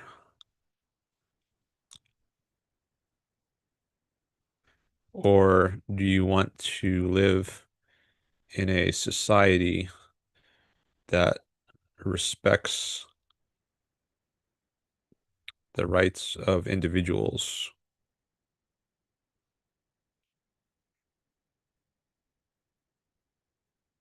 Okay. I don't want to spend too much time on this one, so I think that's pretty good. I'm just going to go with that. Okay, that's posted. All right. Let me come back to the chat, see if we got any new chats coming in. Oh, Divinity is here. I had a chat with Divinity once. It's on my channel. We talked about hedonism, among other things, I think. Let's see. I'm going to read Divinity's chat in a minute. I just want to read Wade's before that. Um, he says, I feel like the idolization of the American dream is causing many people to immigrate to America as I don't see materialism as a good highest goal. I find it ridiculous that so many people devalue their homeland. Okay. Well, that could be a discussion. I don't think your use of the word materialism there is, I guess, suggesting something about the American dream that I don't think is right. I don't think primarily what the American dream is about is material stuff. That's part of it. And I think we are integrations of mind and body. We are material beings, at least in part. So being able to have material stuff is important for life. We can't live without material stuff, and having material stuff makes can make our lives go better. But there's I think the source of material progress is freedom, or at least that's one source, the political source. If you have a free society, and I think that's really what America offers, at least it's in its original founding intentions. It was a land of liberty, and the Statue of Liberty is a good symbol of it, I think. You're free to pursue your life uh, as you choose. There's not some authoritarian king or tribal leader or government forcing you to live as it wants. Rather, you are an end of in yourself, and you can live for your own sake. You have the rights to life, liberty, and the pursuit of happiness, your happiness. And I think that freedom is what attracts so many people to America. And I think the material progress is a result of that. With more freedom, there's going to be more material progress. And I, I guess I could talk more about that, but I want to see what Divinity says here.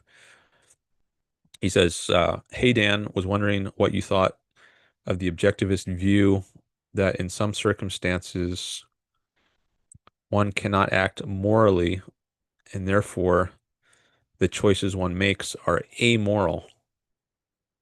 Okay, so that's raising a different topic, and that's okay. I invite different topics, and I was sort of at a stopping point on my replies to the immigration posts. Oh, maybe I should stop sharing that now. Um, and I might go back to that, but I want to spend a little time now, at least, on Divinity's comment, and then maybe I'll go back to the immigration. We'll see, because I do want to give some priority to people who are here live. So I want an example. I guess that's where my mind goes right now. To make it more concrete, I think that'll make it easier to process this issue. What do I think of the objectivist view that in some circumstances one cannot act morally? Now, what would be such a circumstance? Can you give me a concrete example? And therefore, the choices one makes are amoral. And maybe I can think of one on your behalf. Um, but I'd also be interested to hear what you think is an example. Like, what if someone says, you have to kill this innocent person, or I'm going to kill you? Um, Something like that. Like, if someone doesn't want to commit some crime, a murder on his by himself, he wants to outsource the dirty work, and maybe he thinks that the crime is less likely to be traced back to him if you do it instead of him doing it himself. So he says, and maybe he thinks that he has a good way of covering up his killing of you. He has a better chance of covering that up than a covering up killing this other person, maybe because it's widely known that he has a grudge against this other person and a motivation to kill him. So if he gets killed, people immediately think maybe it's him, but if somebody else does it, then it'll be harder to trace back to him. I don't know. I'm just thinking off the fly here. But is that a case where you might say, well, it's not moral for you to kill the innocent person, but it's also not moral for you to not kill the innocent person because if you don't kill the innocent person, then you'll get killed yourself, and that's bad, and that's contra egoism. But I'm not sure if you think this through more that you would actually rightly conclude there's not a best way to proceed in this case. But I see some more chats have come in. Maybe before trying to think this through some more, I should just read these additional chats from Divinityy. Let me see what else she says here. Oh, I see somebody else has called in. The King of Nido. I don't know if that's Divinityy or somebody else. Um, could you let me know if who this is in the YouTube chat so I can decide whether to take this call now? Um, yeah, let me know in the YouTube chat who that is, if it's you. Um, all right, so Divinityy says the point is usually brought up in whether discussions of emergency or initiations of force. The example Peikoff uses is under a totalitarian dictatorship. Yeah, something like that came to mind. Um, where the force requires you either do something immoral, a crime, or you give up something to the undeserving force user. Um, okay.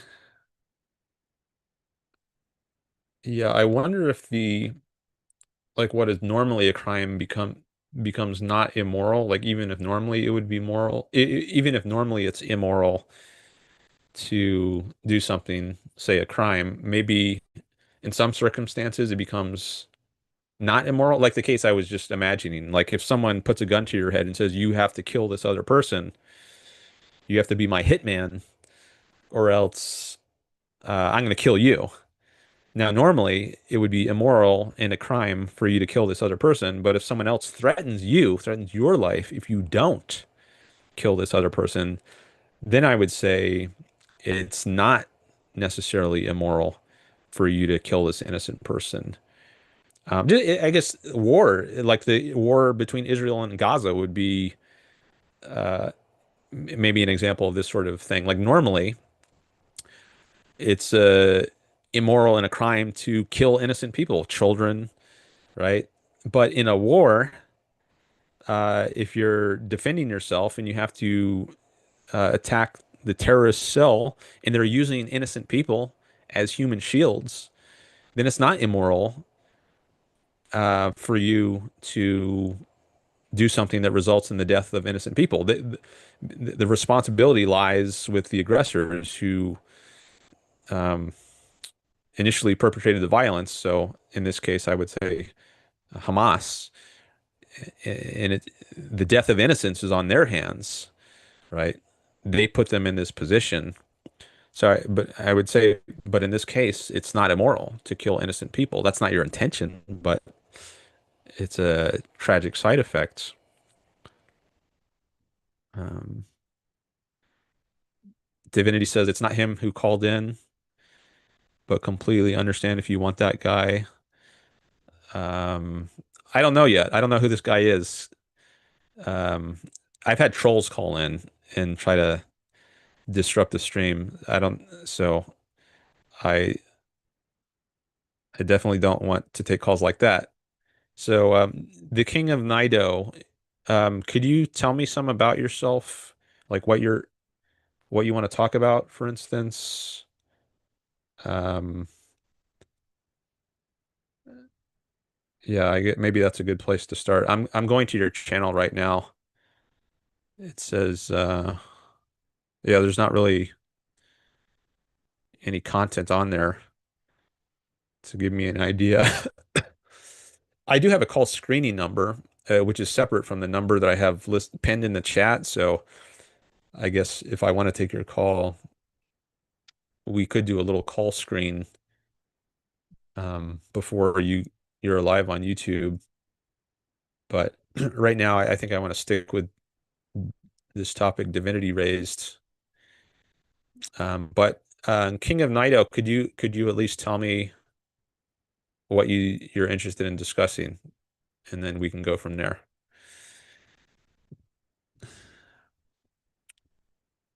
All right, let me come back to the chat. So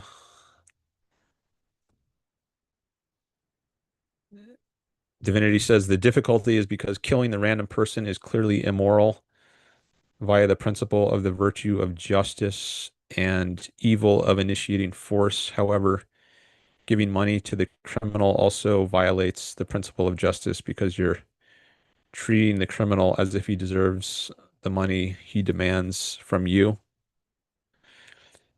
Well, I wonder if egoism is being dropped from the context here.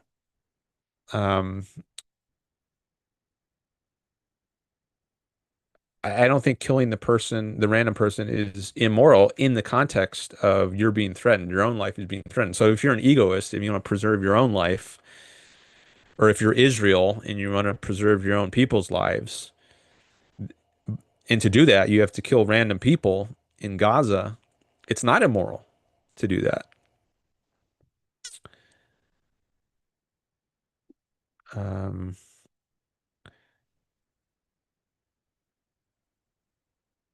okay. King of Nido says, sure, I'd be interested in speaking about your thoughts about abortion or trans rights. I'm not too familiar. He says, I'm not too familiar with your views, but based on the current topic, I think abortion would fit well as a sequitur. So just very briefly, I'm in favor of abortion rights. I think women should be able to get abortions. They should be legal. Um, and it's immoral to ban abortion. Um, and I don't think fetuses are human beings. I think you become a human being once you're born and are separate from the mother. I have some videos on my channel about this. I've done some long debates about abortion, but I'll just leave it there for now. Um, I don't want to go to a different topic just yet. Um, just got to get this cough drop in because I still have a little cough. Um,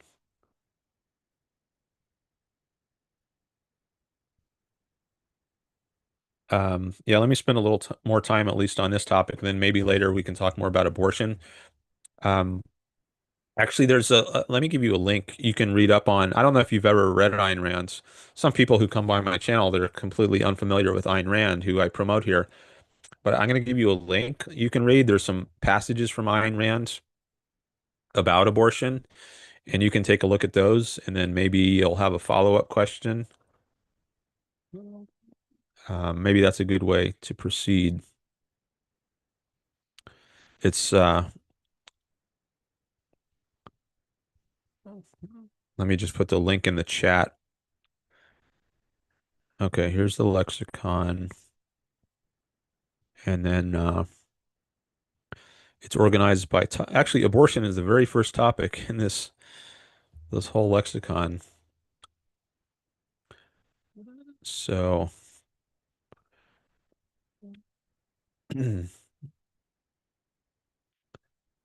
I'll say Ayn Rand on abortion. Okay, so you can check out some passages from Ayn Rand on abortion at that link in the chat. Oh, by the way, that reminds me. I need to copy this chat into a new document because for some reason YouTube is not allowing me to do a live chat replay. So you can see the live chat right now as I'm streaming, but after the stream, it's not going to be available for viewing. I don't know why, but sometimes um, YouTube doesn't allow me to have the live chat replay after the stream. So the only way to preserve it is for me to copy and paste it into a new document and then paste it into a comment below the video. So that's what I'm going to do right now. Okay, I see Divinity says he's in the Zoom requests. Okay, I think I'm going to take Divinity's call, but I just want to do this copy and paste before I forget so I don't lose this. And let me unpin my call-in instructions just for a moment while I copy all these chats.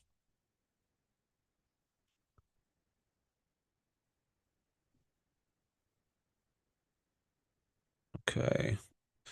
New Google Doc.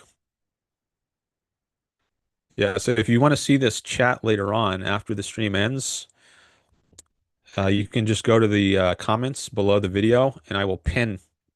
That's where I will pin the chats. Or not pin, I will paste the chats. Why isn't it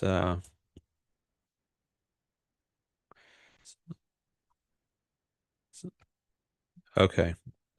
You can also remind me to copy the remainder of the chat. I don't know how long I'm going to stream today, but I copied all the chats up through 12:50 p.m. Pacific, where Divinity says I am in the Zoom requests, and I have to remember to copy chats after that. Maybe I'll set an alarm on my phone now to remind me. That's what I'm gonna do. I'll set an alarm for 30 minutes from now. I think I'll go at least that long. So that'll be my reminder to copy and paste any new chats that have come in. Okay. Um,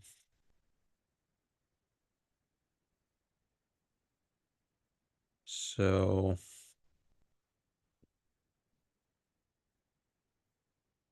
uh, okay, I'm gonna get to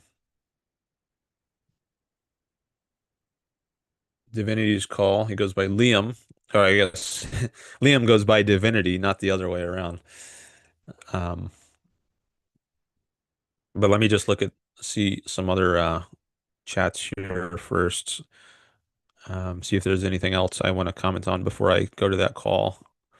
And then King of Nido, maybe later we can talk about abortion, or maybe I don't know how long this call is going to be or how long you want to stick around. But if I don't get to that topic today and you still want to talk about it later, then we can talk about it more later, maybe in a different stream, maybe later in this stream.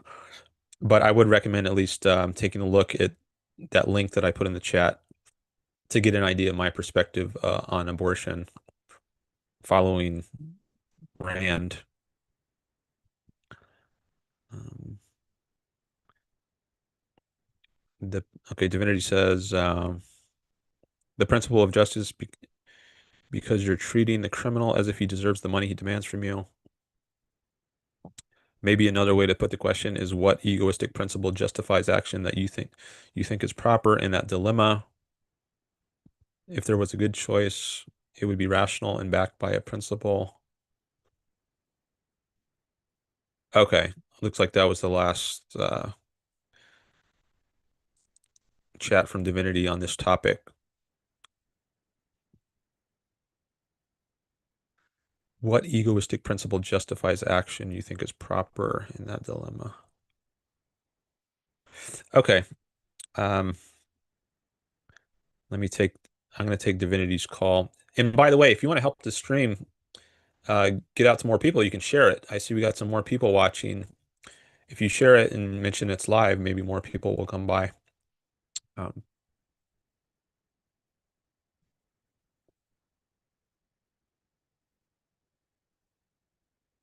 and all right, I have admitted Liam. and I have to ask him to unmute, and then you should be able to hear him.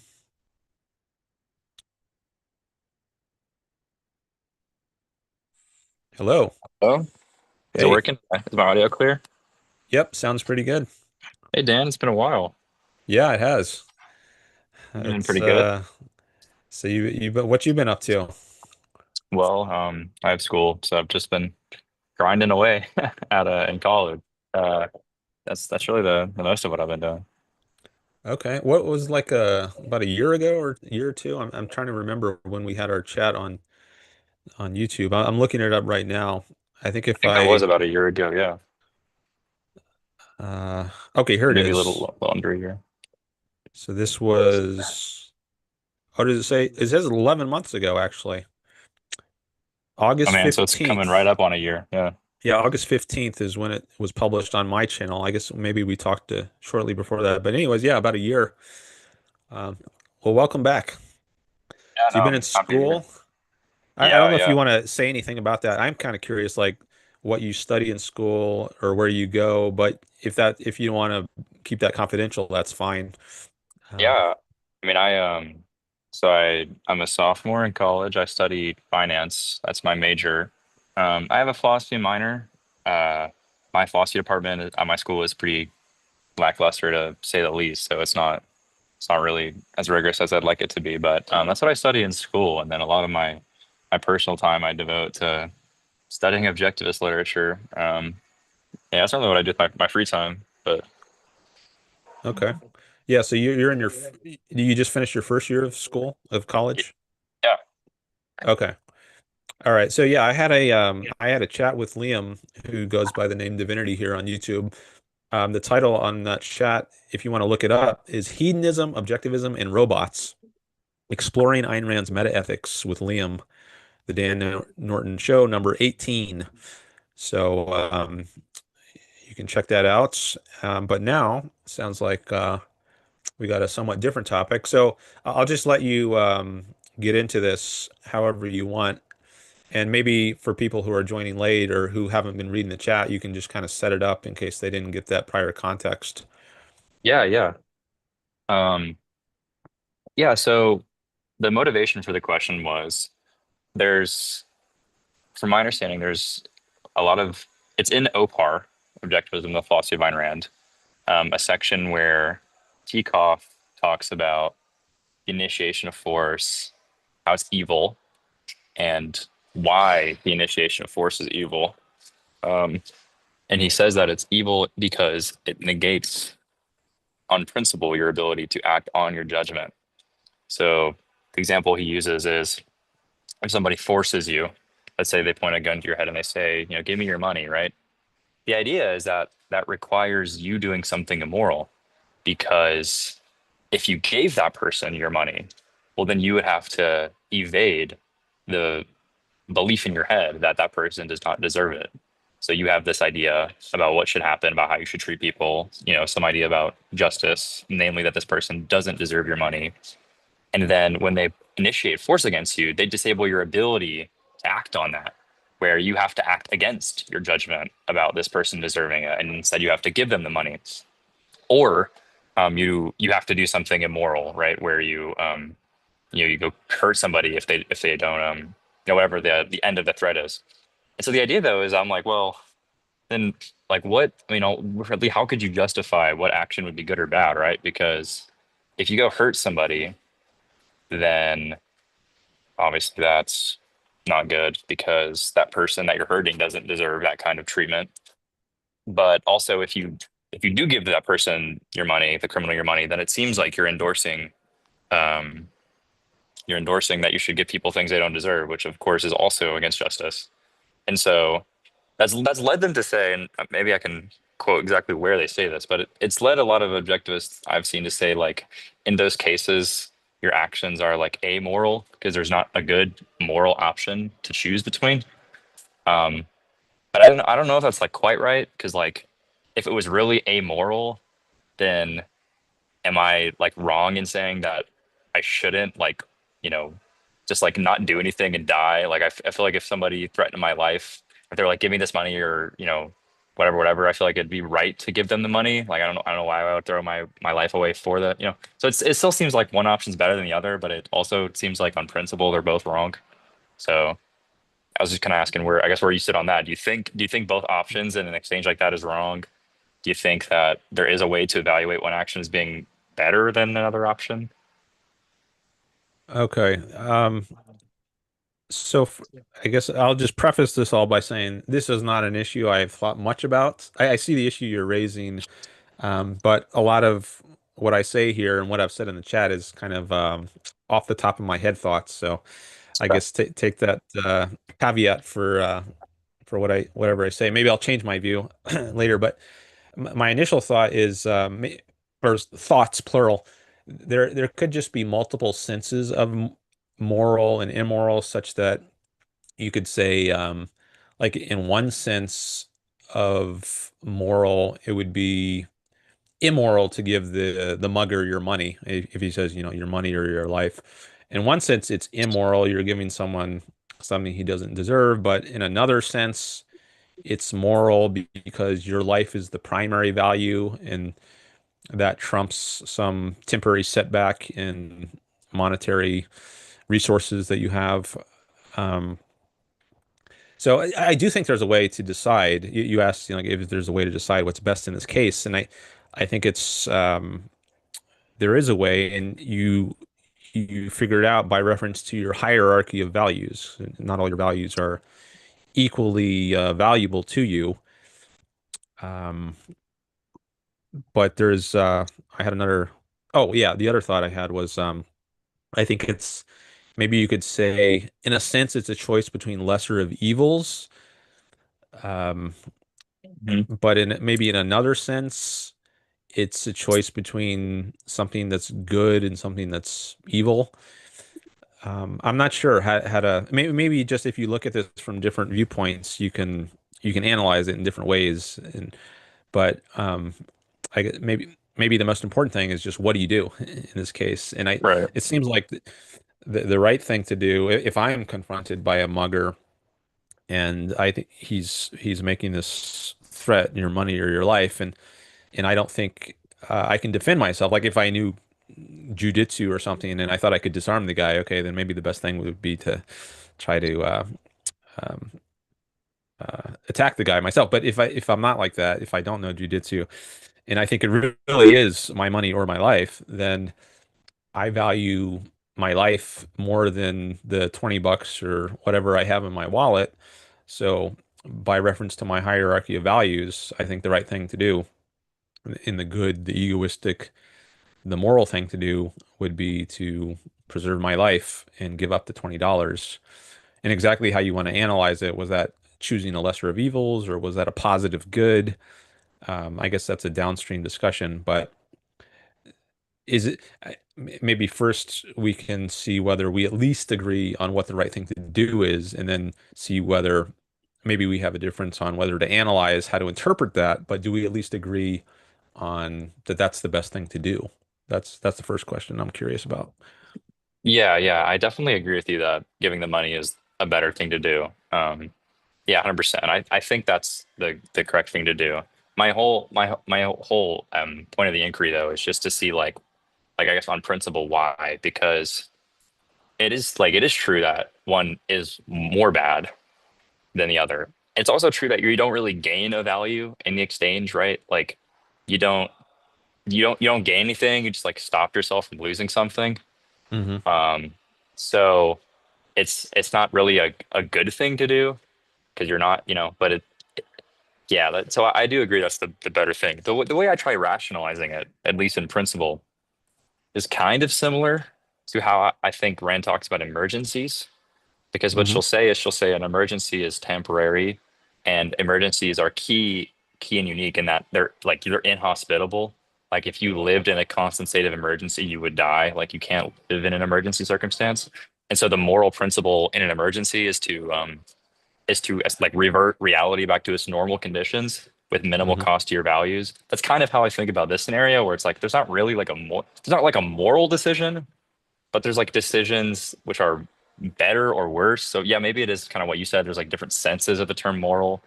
There's moral like qua the principles or qua the standard of your life, which has all these principles, and then there's moral in like another way.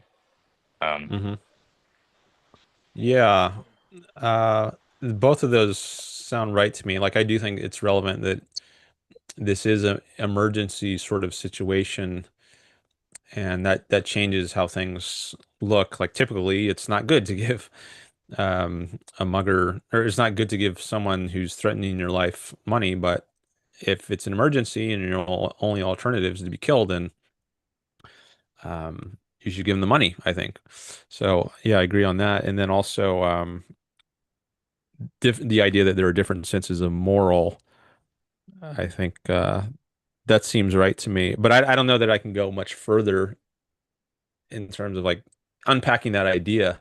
There is this I don't know if you've heard of Leonard Peikoff's two definitions yeah, lecture, The yeah, Prince of. Okay. Yeah, I don't know if that is relevant here. Maybe like in a sense there's you could say it's moral and in a sense it's not or what, but um maybe. I'm not sure. I just yeah, haven't thought yeah. that through. That's kind of where I'm at right now is like drawing a bright line between like what the term moral would mean in the two senses. Because if you go back to just the normal sense of moral, the idea is that the virtues are they're contextual absolutes. So like when you say be just, that's supposed to be a generalization about behaviors which are good, throughout the whole context of your life and long term. And so then if we get into emergencies, well, should we interpret justice as like not applying, or should we interpret it as implying, but it like applies differently? See what I'm saying? Because in the emergency, it's like, well, I still, in some whatever reason, I don't think it's just to give this person the the money. Like I don't think that's a just thing to do. But maybe it's one of those things where it's like it's not just like if the conditions were different. Like when I say it seems unjust, maybe I'm stipulating in my head like, oh, it's unjust relative to the way just people would treat normal circumstances, but like maybe it is just in this instance, just because the context is different, but the principle applies separately. Hmm. I'm thinking about the formulation of justice in Opar. He says justice is rationality in the evaluation of men. I Mhm. think that's the title of the subsection on justice. So if you're being rational in the evaluation of a mugger, I guess on one level that tells you it would be rational to not give him the money because he hasn't earned it. Um, Right. but also part of being rational in the evaluation of the mugger is realizing that he's a threat to your life, and if you don't give him this money, which he hasn't earned, then your life will will be threatened, and you could lose it. So I guess part of being rational and evaluating him would say, and being just to yourself. I guess if you want to include yourself as part of the men who you're evaluating rationally, then being just to yourself would be recognize you don't deserve to die, and to preserve your life, you need to give them the money. So maybe looking at it from that point of view, justice would entail giving him the money. Otherwise, you're not Hmm. being just to yourself. You're not being rational about what you deserve. But there Yeah. is some sense in which you're not giving or you're giving him something he doesn't deserve. So, but I don't. I guess something in me is a little reluctant to say it's unjust to give him the money. Uh, Right. yeah, because then it sounds like you're doing something wrong, and I don't think it is wrong. So maybe we just need to broaden our idea of what justice takes into account, like including justice to yourself. And if you include that, then the just thing to do is to give him the money. Yeah. I think so. The way that I've kind of tried to um, capture the different senses of good and bad. You're good. Yeah, yeah. The way that I try to capture the senses of good and bad are in the first sense, like the ordinary sense. where good is evaluated as like qua man's life or qua man's nature as a standard. I think the idea is that when you say something is moral, you're saying that it's the most optimal way to live. So when you say like be just, be honest, like these are policies which um, are adopted if the context is like living the most optimal life. And obviously that assumes it's possible, right, to live the most optimal life. But then maybe in these cases where there's an initiation of force or there's like some natural emergency or something like that, the sense of the term should changes because you just can't live optimally. Um, like if you have like imagine this is kind of a weird scenario, but imagine you had a criminal and the criminal like somehow bound your arm in such a way where you functionally like couldn't use one of your arms, right? Well, there's a sense in which you can say like from your perspective, the person who's the victim of the crime, like there's things that you should do with your arm, but it's not like optimal um, against what you are as an animal, like against your nature. It's like optimal with the particular circumstances which have been made from these like conditional factors. Whereas if you just had someone who just didn't have an arm by nature and it wasn't contingent on human choice or change, then that would be like good in the full sense. I know that might be a little esoteric to dissect, but if you kind of see what I'm saying, like what it means to say something's good or optimal, like the context changes where one is like optimal in relationship to the kind of being you are, and the other one is like optimal given the like circumstances that someone have put on you. Y- Yeah, I get, at least I partly get what you're saying. Like what you should do depends on your nature. So like what a bird should do is different than what a human should do or what a dog should do to survive because they all have different natures. But then I guess you could take a more fine grains comparison and not compare like a dog to a bird or to a human, but within humans, say, if one human is born without arms and another is not, then what the two different humans should do is going to differ given, but again, it's dependent on their nature because they have different natures, they should do different things. Hmm. Um, so the context is changed. I'm not sure if that's, but you were talking about when the difference in nature is due to some external initiator of force. I don't know if that's relevant as opposed to just you're born without arms.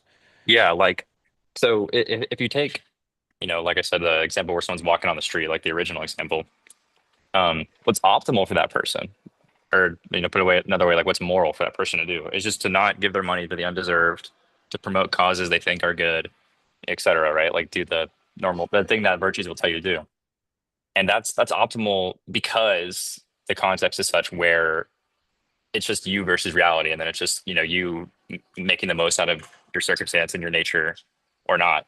But then in cases where somebody initiates force, well, you can't live as man would if it were just him versus reality. You can't just give to the undeserved in this context.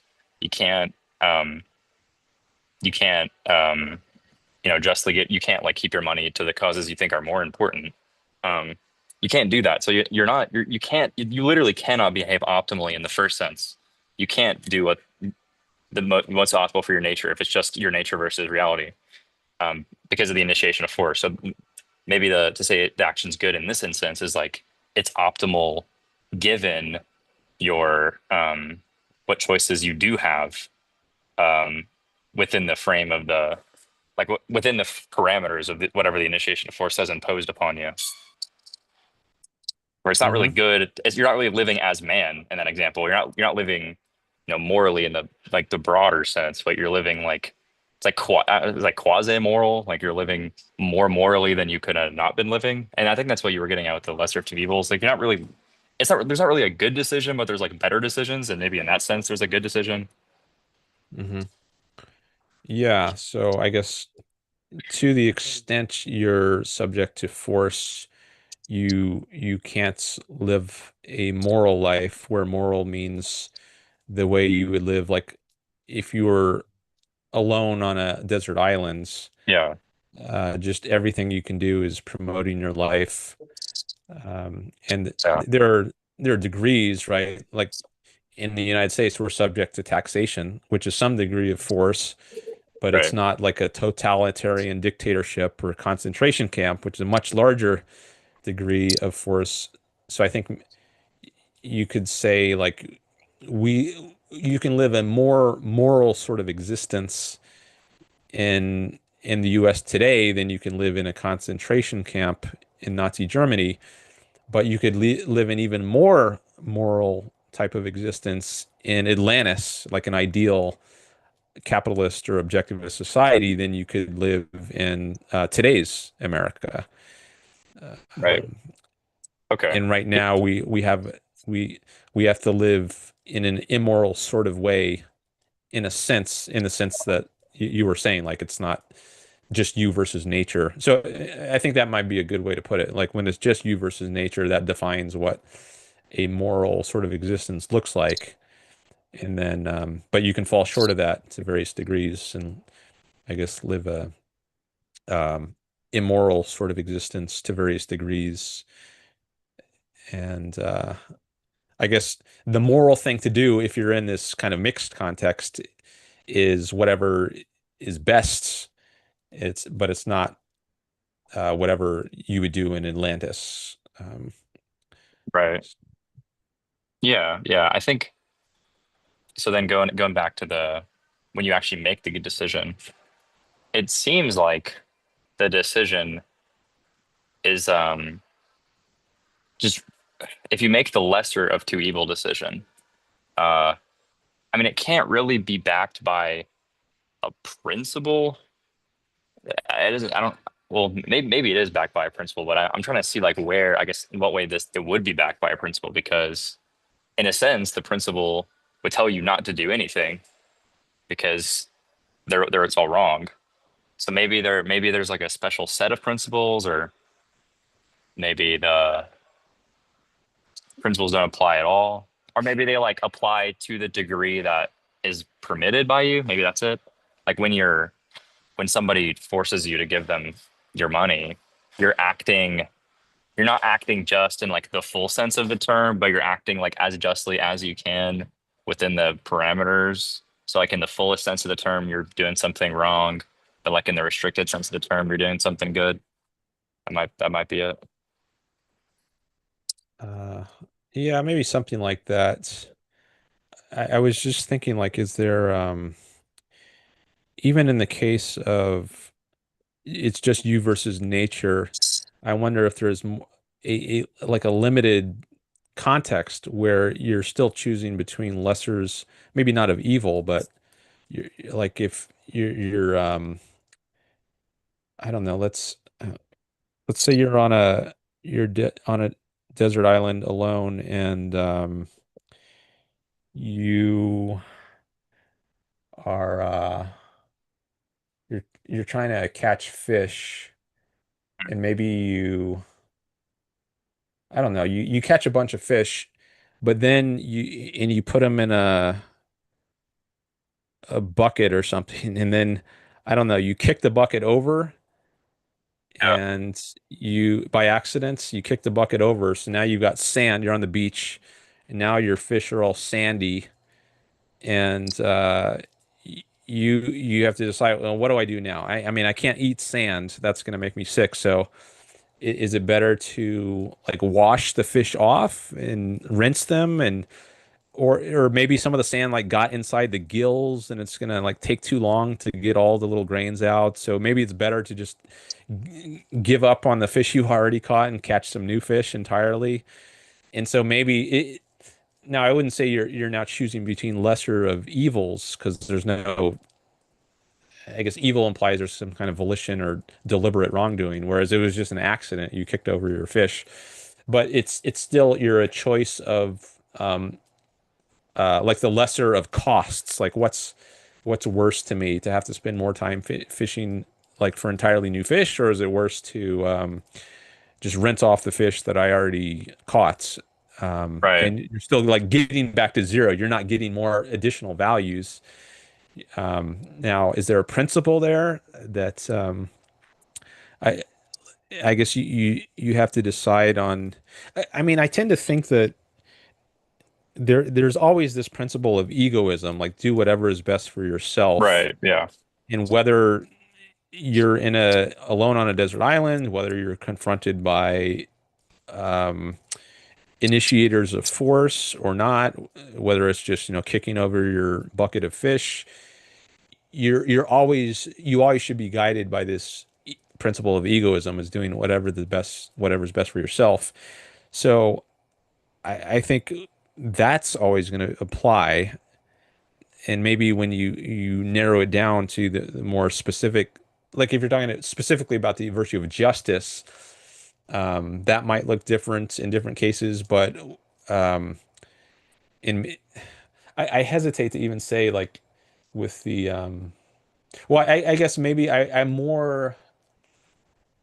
more open to the idea that there's a sense in which when you give the mugger your money, there's a sense in which it's unjust and a sense in which um, it's just. But well, what I was going to say is I'm less sure that that it's right to say there's a sense in which it's egoistic and a sense in which it's not egoistic to give the mugger your money. But now, when I was just saying that in my head, I was like, no, actually, I think there is a sense in which you could say it's egoistic to give the mugger your money, and a sense in which it's not. Um, and maybe Yeah. I that, think with the yeah, case you just gave, like the fish. yeah.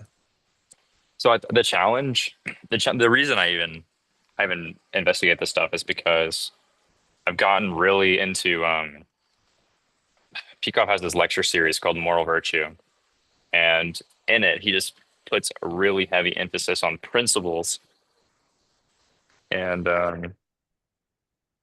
thinking in terms of those. You're good, don't worry. Oh, there's my Yeah. alarm. I don't know if you heard that. No, I didn't hear that. But he puts a lot of emphasis on thinking in terms of principles, and so and he contrasts that with pragmatism, and he says, well, the pragmatist, it's like there's you had a discussion with Bach Ho a couple of weeks ago, I think, where you guys were Hmm. talking about honesty.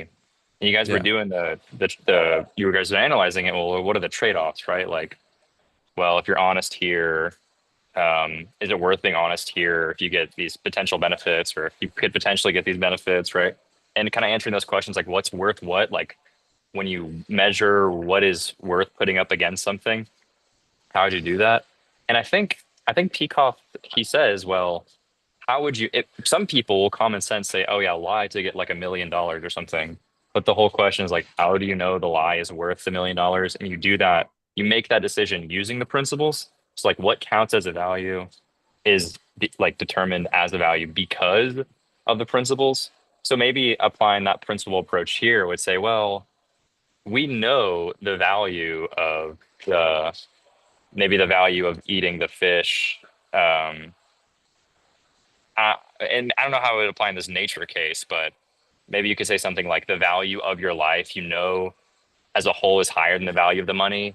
So in a way, you're still using principles to evaluate what's of most importance. It's not like maybe it's not like an anti-principle. It's not like an anti-principle approach because you can still think in terms of principles to the extent that you're able to, But um, that's kind of the relevance. Like in the nature example, I think you're still using principles because you're evaluating what's more valuable than something else. Um, I don't know what the principle would be though. Maybe it'd be like I don't know what the principle would be. Or maybe it's not a principle thing. Maybe it's just like a generalization thing where you're still you're using your knowledge and still acting on it, so you're being rational in a sense, and maybe that's the egoism or thinking through what's more important using those. But Well, one thought I just had is uh, maybe there's a principle. Well, I guess it is part of the principle, or it's part of egoism that you should do what makes your life be happy. And I think you can use that as a reference for deciding whether to try to catch new fish or uh, to rinse off the old fish, or in the mugger case, whether to give them your money or not. Couldn't you decide those by reference to the principle that you should always do whatever makes you the happiest? I'm thinking like there is this distinction between life and happiness. I don't know if we got into that during our last Yeah, yeah. conversation, but I guess if you can know that a certain uh, action will make you happier than another, then I think you should go for the one that makes you happier. And maybe that's the principle you can use in these various cases we've been talking about. So there is some kind of reference to a principle in deciding what to do. Hmm. So Yeah, yeah, I don't know that I would call it uh unprincipled. Maybe it's just that the relevant principles are different than they would be in a normal case, or the way they, yeah, I feel like I might just be rambling if I go on further. So let me just pause there. I think, yeah, I th I think I agree with you. Part of it too is like it's there's principles involved that aren't moral principles. So like in this fish scenario, you're still being rational, right? You're still committing yourself to thinking and using logic. So you're still adopting that principle. And if you have this broad principle like promote your own interests, you still have that in mind. But then Yeah. maybe like the like what to do with your life stuff. I mean, maybe that's not even like a moral thing. That's really just like a kind of like a scientific thing. Like, oh well, I have this knowledge of like food and like how to get it. So then that informs me what to do. So maybe you're still being moral. So you're still adhering to the principles here. Um, and I think, yeah, I think because I mean, we kind of already in the example are stipulating the guy is being virtuous, right? Like he's trying to make the most out of his life. So he's being prideful and he's being productive and he's already, being honest with himself and with the situation. So I mean, in a way, the guy's already being virtuous. I guess it's just like when you get down to the minutia and you're like, oh, what principle sanctions the action? Maybe that's like a wrong way of putting it. Maybe it's like how is this person confronting it? And in the example, we did kind of bake in that they're operating on principle. And I guess maybe there's a component in which the principle itself has like there's like clear cut how principles don't sanction some actions, like the virtue of justice very clearly doesn't sanction going and beating people up for fun. But maybe like implicitly, like the way that you actually make those decisions is like you have a principle and then you apply it with your knowledge. And so there's this kind of like applied wisdom with the principle. And the example we gave of the person with the fish, or the example where somebody initiates force, the principles are still being used, but like the application is just borderline. So it's still principle at the end of the day. It's not like uh, maybe the application's odd. Uh, that might seem right to me. Because when you're saying you use the principle of what makes you the happiest, whatever.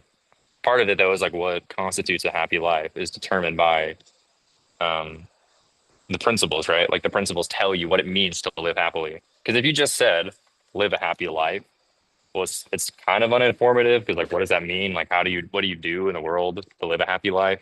Requires the more specified virtues. Um, Yeah, you do need more guidance than just live a happy life.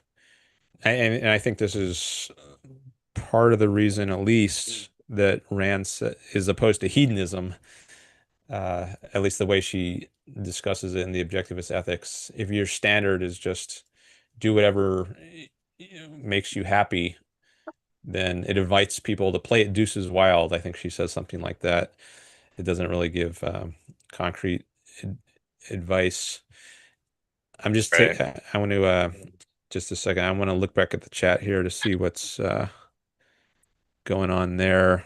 See if we have any relevant comments to this topic. Uh, okay, that's another one on abortion from quite a while ago.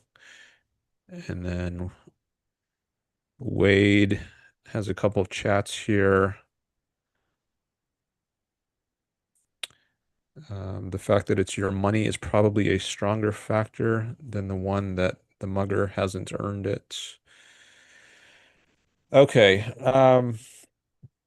We're really getting into some nitty-gritty topics here. This is definitely like a so I have conversations with people who are completely new to objectivism, and then I have Yeah. conversations with people who are very familiar with it, like yourself, and this is definitely in that latter category. So this might seem like inside baseball, to use that term, for some listeners, but for other listeners, maybe this is fascinating discussion of the finer points of objectivist morality and epistemology. But I don't know that I have much more to say on this. This is all kind of fresh thinking, and uh, I'm glad we got to discuss it some. But I don't know that I can really add much of value here beyond what I've said, if that is valuable. But anyways, do you want to continue on this or anything else, or what do you have an idea like what would be a productive way to go in this discussion, or Um, um, yeah, yeah, where I do you? mean, we could talk about abortion a little bit. I'd love to kind of hear your thoughts on that. I'm familiar with the traditional objectivist argument, but there are some kind of like borderline application issues that I don't think Rand really talked about. But I kind of like to want to hear your thoughts on. Okay. So this was the issue that the King of Nido in the chat was interested in talking about. I don't know if he is still here, but I'm just wondering if it would be good to bring him on as well, or I don't know if he wants to have a one-on-one call. Could you let me know in the chat, King of Nido, if you're still here? Oh, it looks like he's no longer in the Zoom room, so maybe I guess he dropped off there, but maybe he's still listening.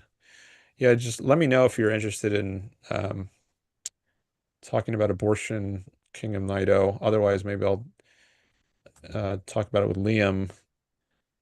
Uh, although I think I might want a few minutes to take a little break here. Yeah, no Uh, worries. yeah.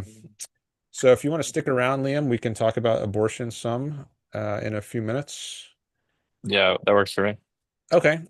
All right. So thanks for being here, everyone in the chat. Um, I'm just gonna turn off my mic and camera for a bit and then take up the topic of abortion. Awesome. See- All right. See you soon. And feel free. I encourage people to keep chatting and maybe bring up some new topics that I can talk about after that. All right. See you soon. Bye.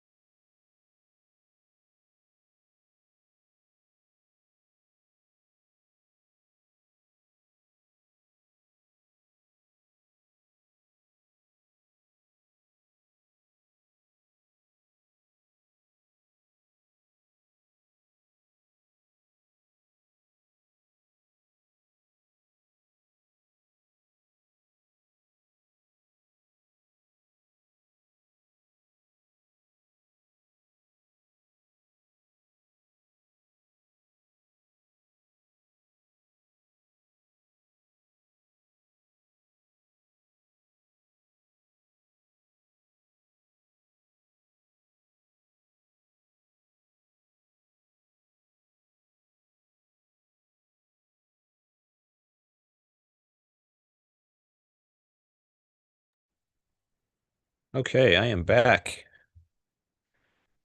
And it looks like Destiny, or not Destiny, Divinity had to go.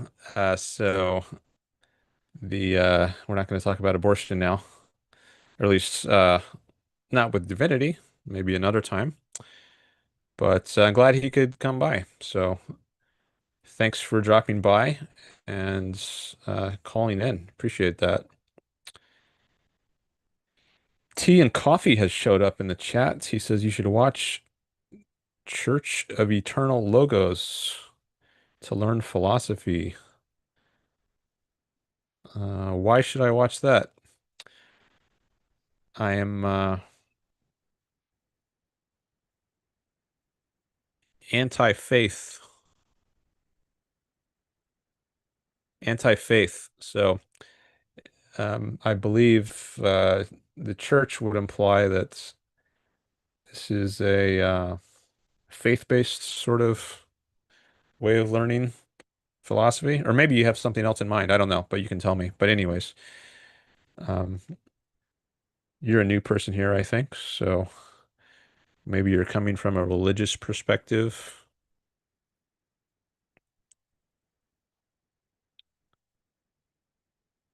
Uh, Dutzy is back in the chat. She says it's getting late here. I'll probably fall asleep within the next half hour or so. Thank you for starting your show so early today. Much appreciated. You're welcome.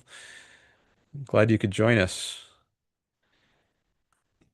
Um, I don't know. Did I read? I didn't. I don't think I read out loud Divinity's comment. He says, unfortunately, he has to run, but it was lovely chatting with you. Love what you do here and on Twitter. Keep it up.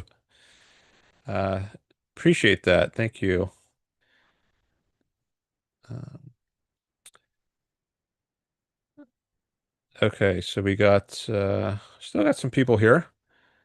Thanks for coming by. I just took a little break, and before that, I was talking about some of the finer points of moral philosophy with Divinityy, aka Liam. And before that, I was doing some replies on X. I was talking about there was a post about immigration, deporting people. I was doing some replies on X. Okay, Ducey says have a great day or night, Dan and chat. Same to you. Have a good day or night. Thanks for coming by. Okay, so I was doing some ch replies to replies to me on that immigration post, but I think maybe I'm done with that for today. Should I end the stream now? I'm thinking maybe I should end the stream. I've been going for over 3 hours, and I do have some other things I need to be doing. And so I guess maybe I'll give you a minute to raise any hot topics if you have any. If there's anything you really want to hear about in chat, let me know now. And maybe I can say at least a little in reply. Otherwise, I plan to end the stream. I think during my breaks, I should. Oh, why am I hearing my? Oh, one thing I do need to do. I just remembered I have to copy all the chats because the live chat is not going to be recorded by YouTube, and I don't know why, but I think that's the case. So let me just copy the rest of these chats into my Google Doc so I can paste them in a comment below the show afterwards. All right, got them all now.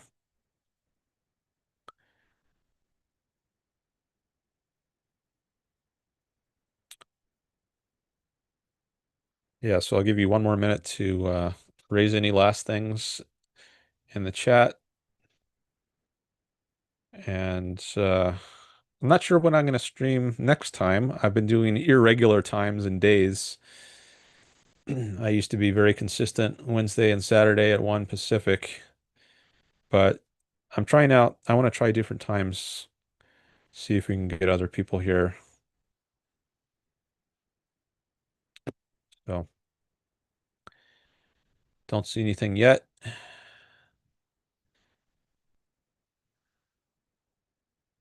But thanks for coming by here. I do appreciate the likes. Thanks for all the new subscribers I've been getting in the wake of that Facebook post I did a week ago.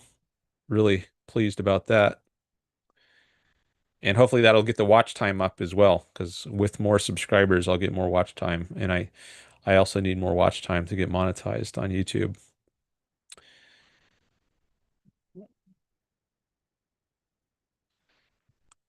All right. 5 people here still. 3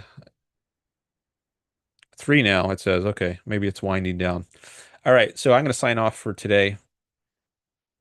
And oh, just one thing I was going to say, I think I should cut the streams in a different way when I go on these breaks. That way, people who listen to this later won't have to wait through the break.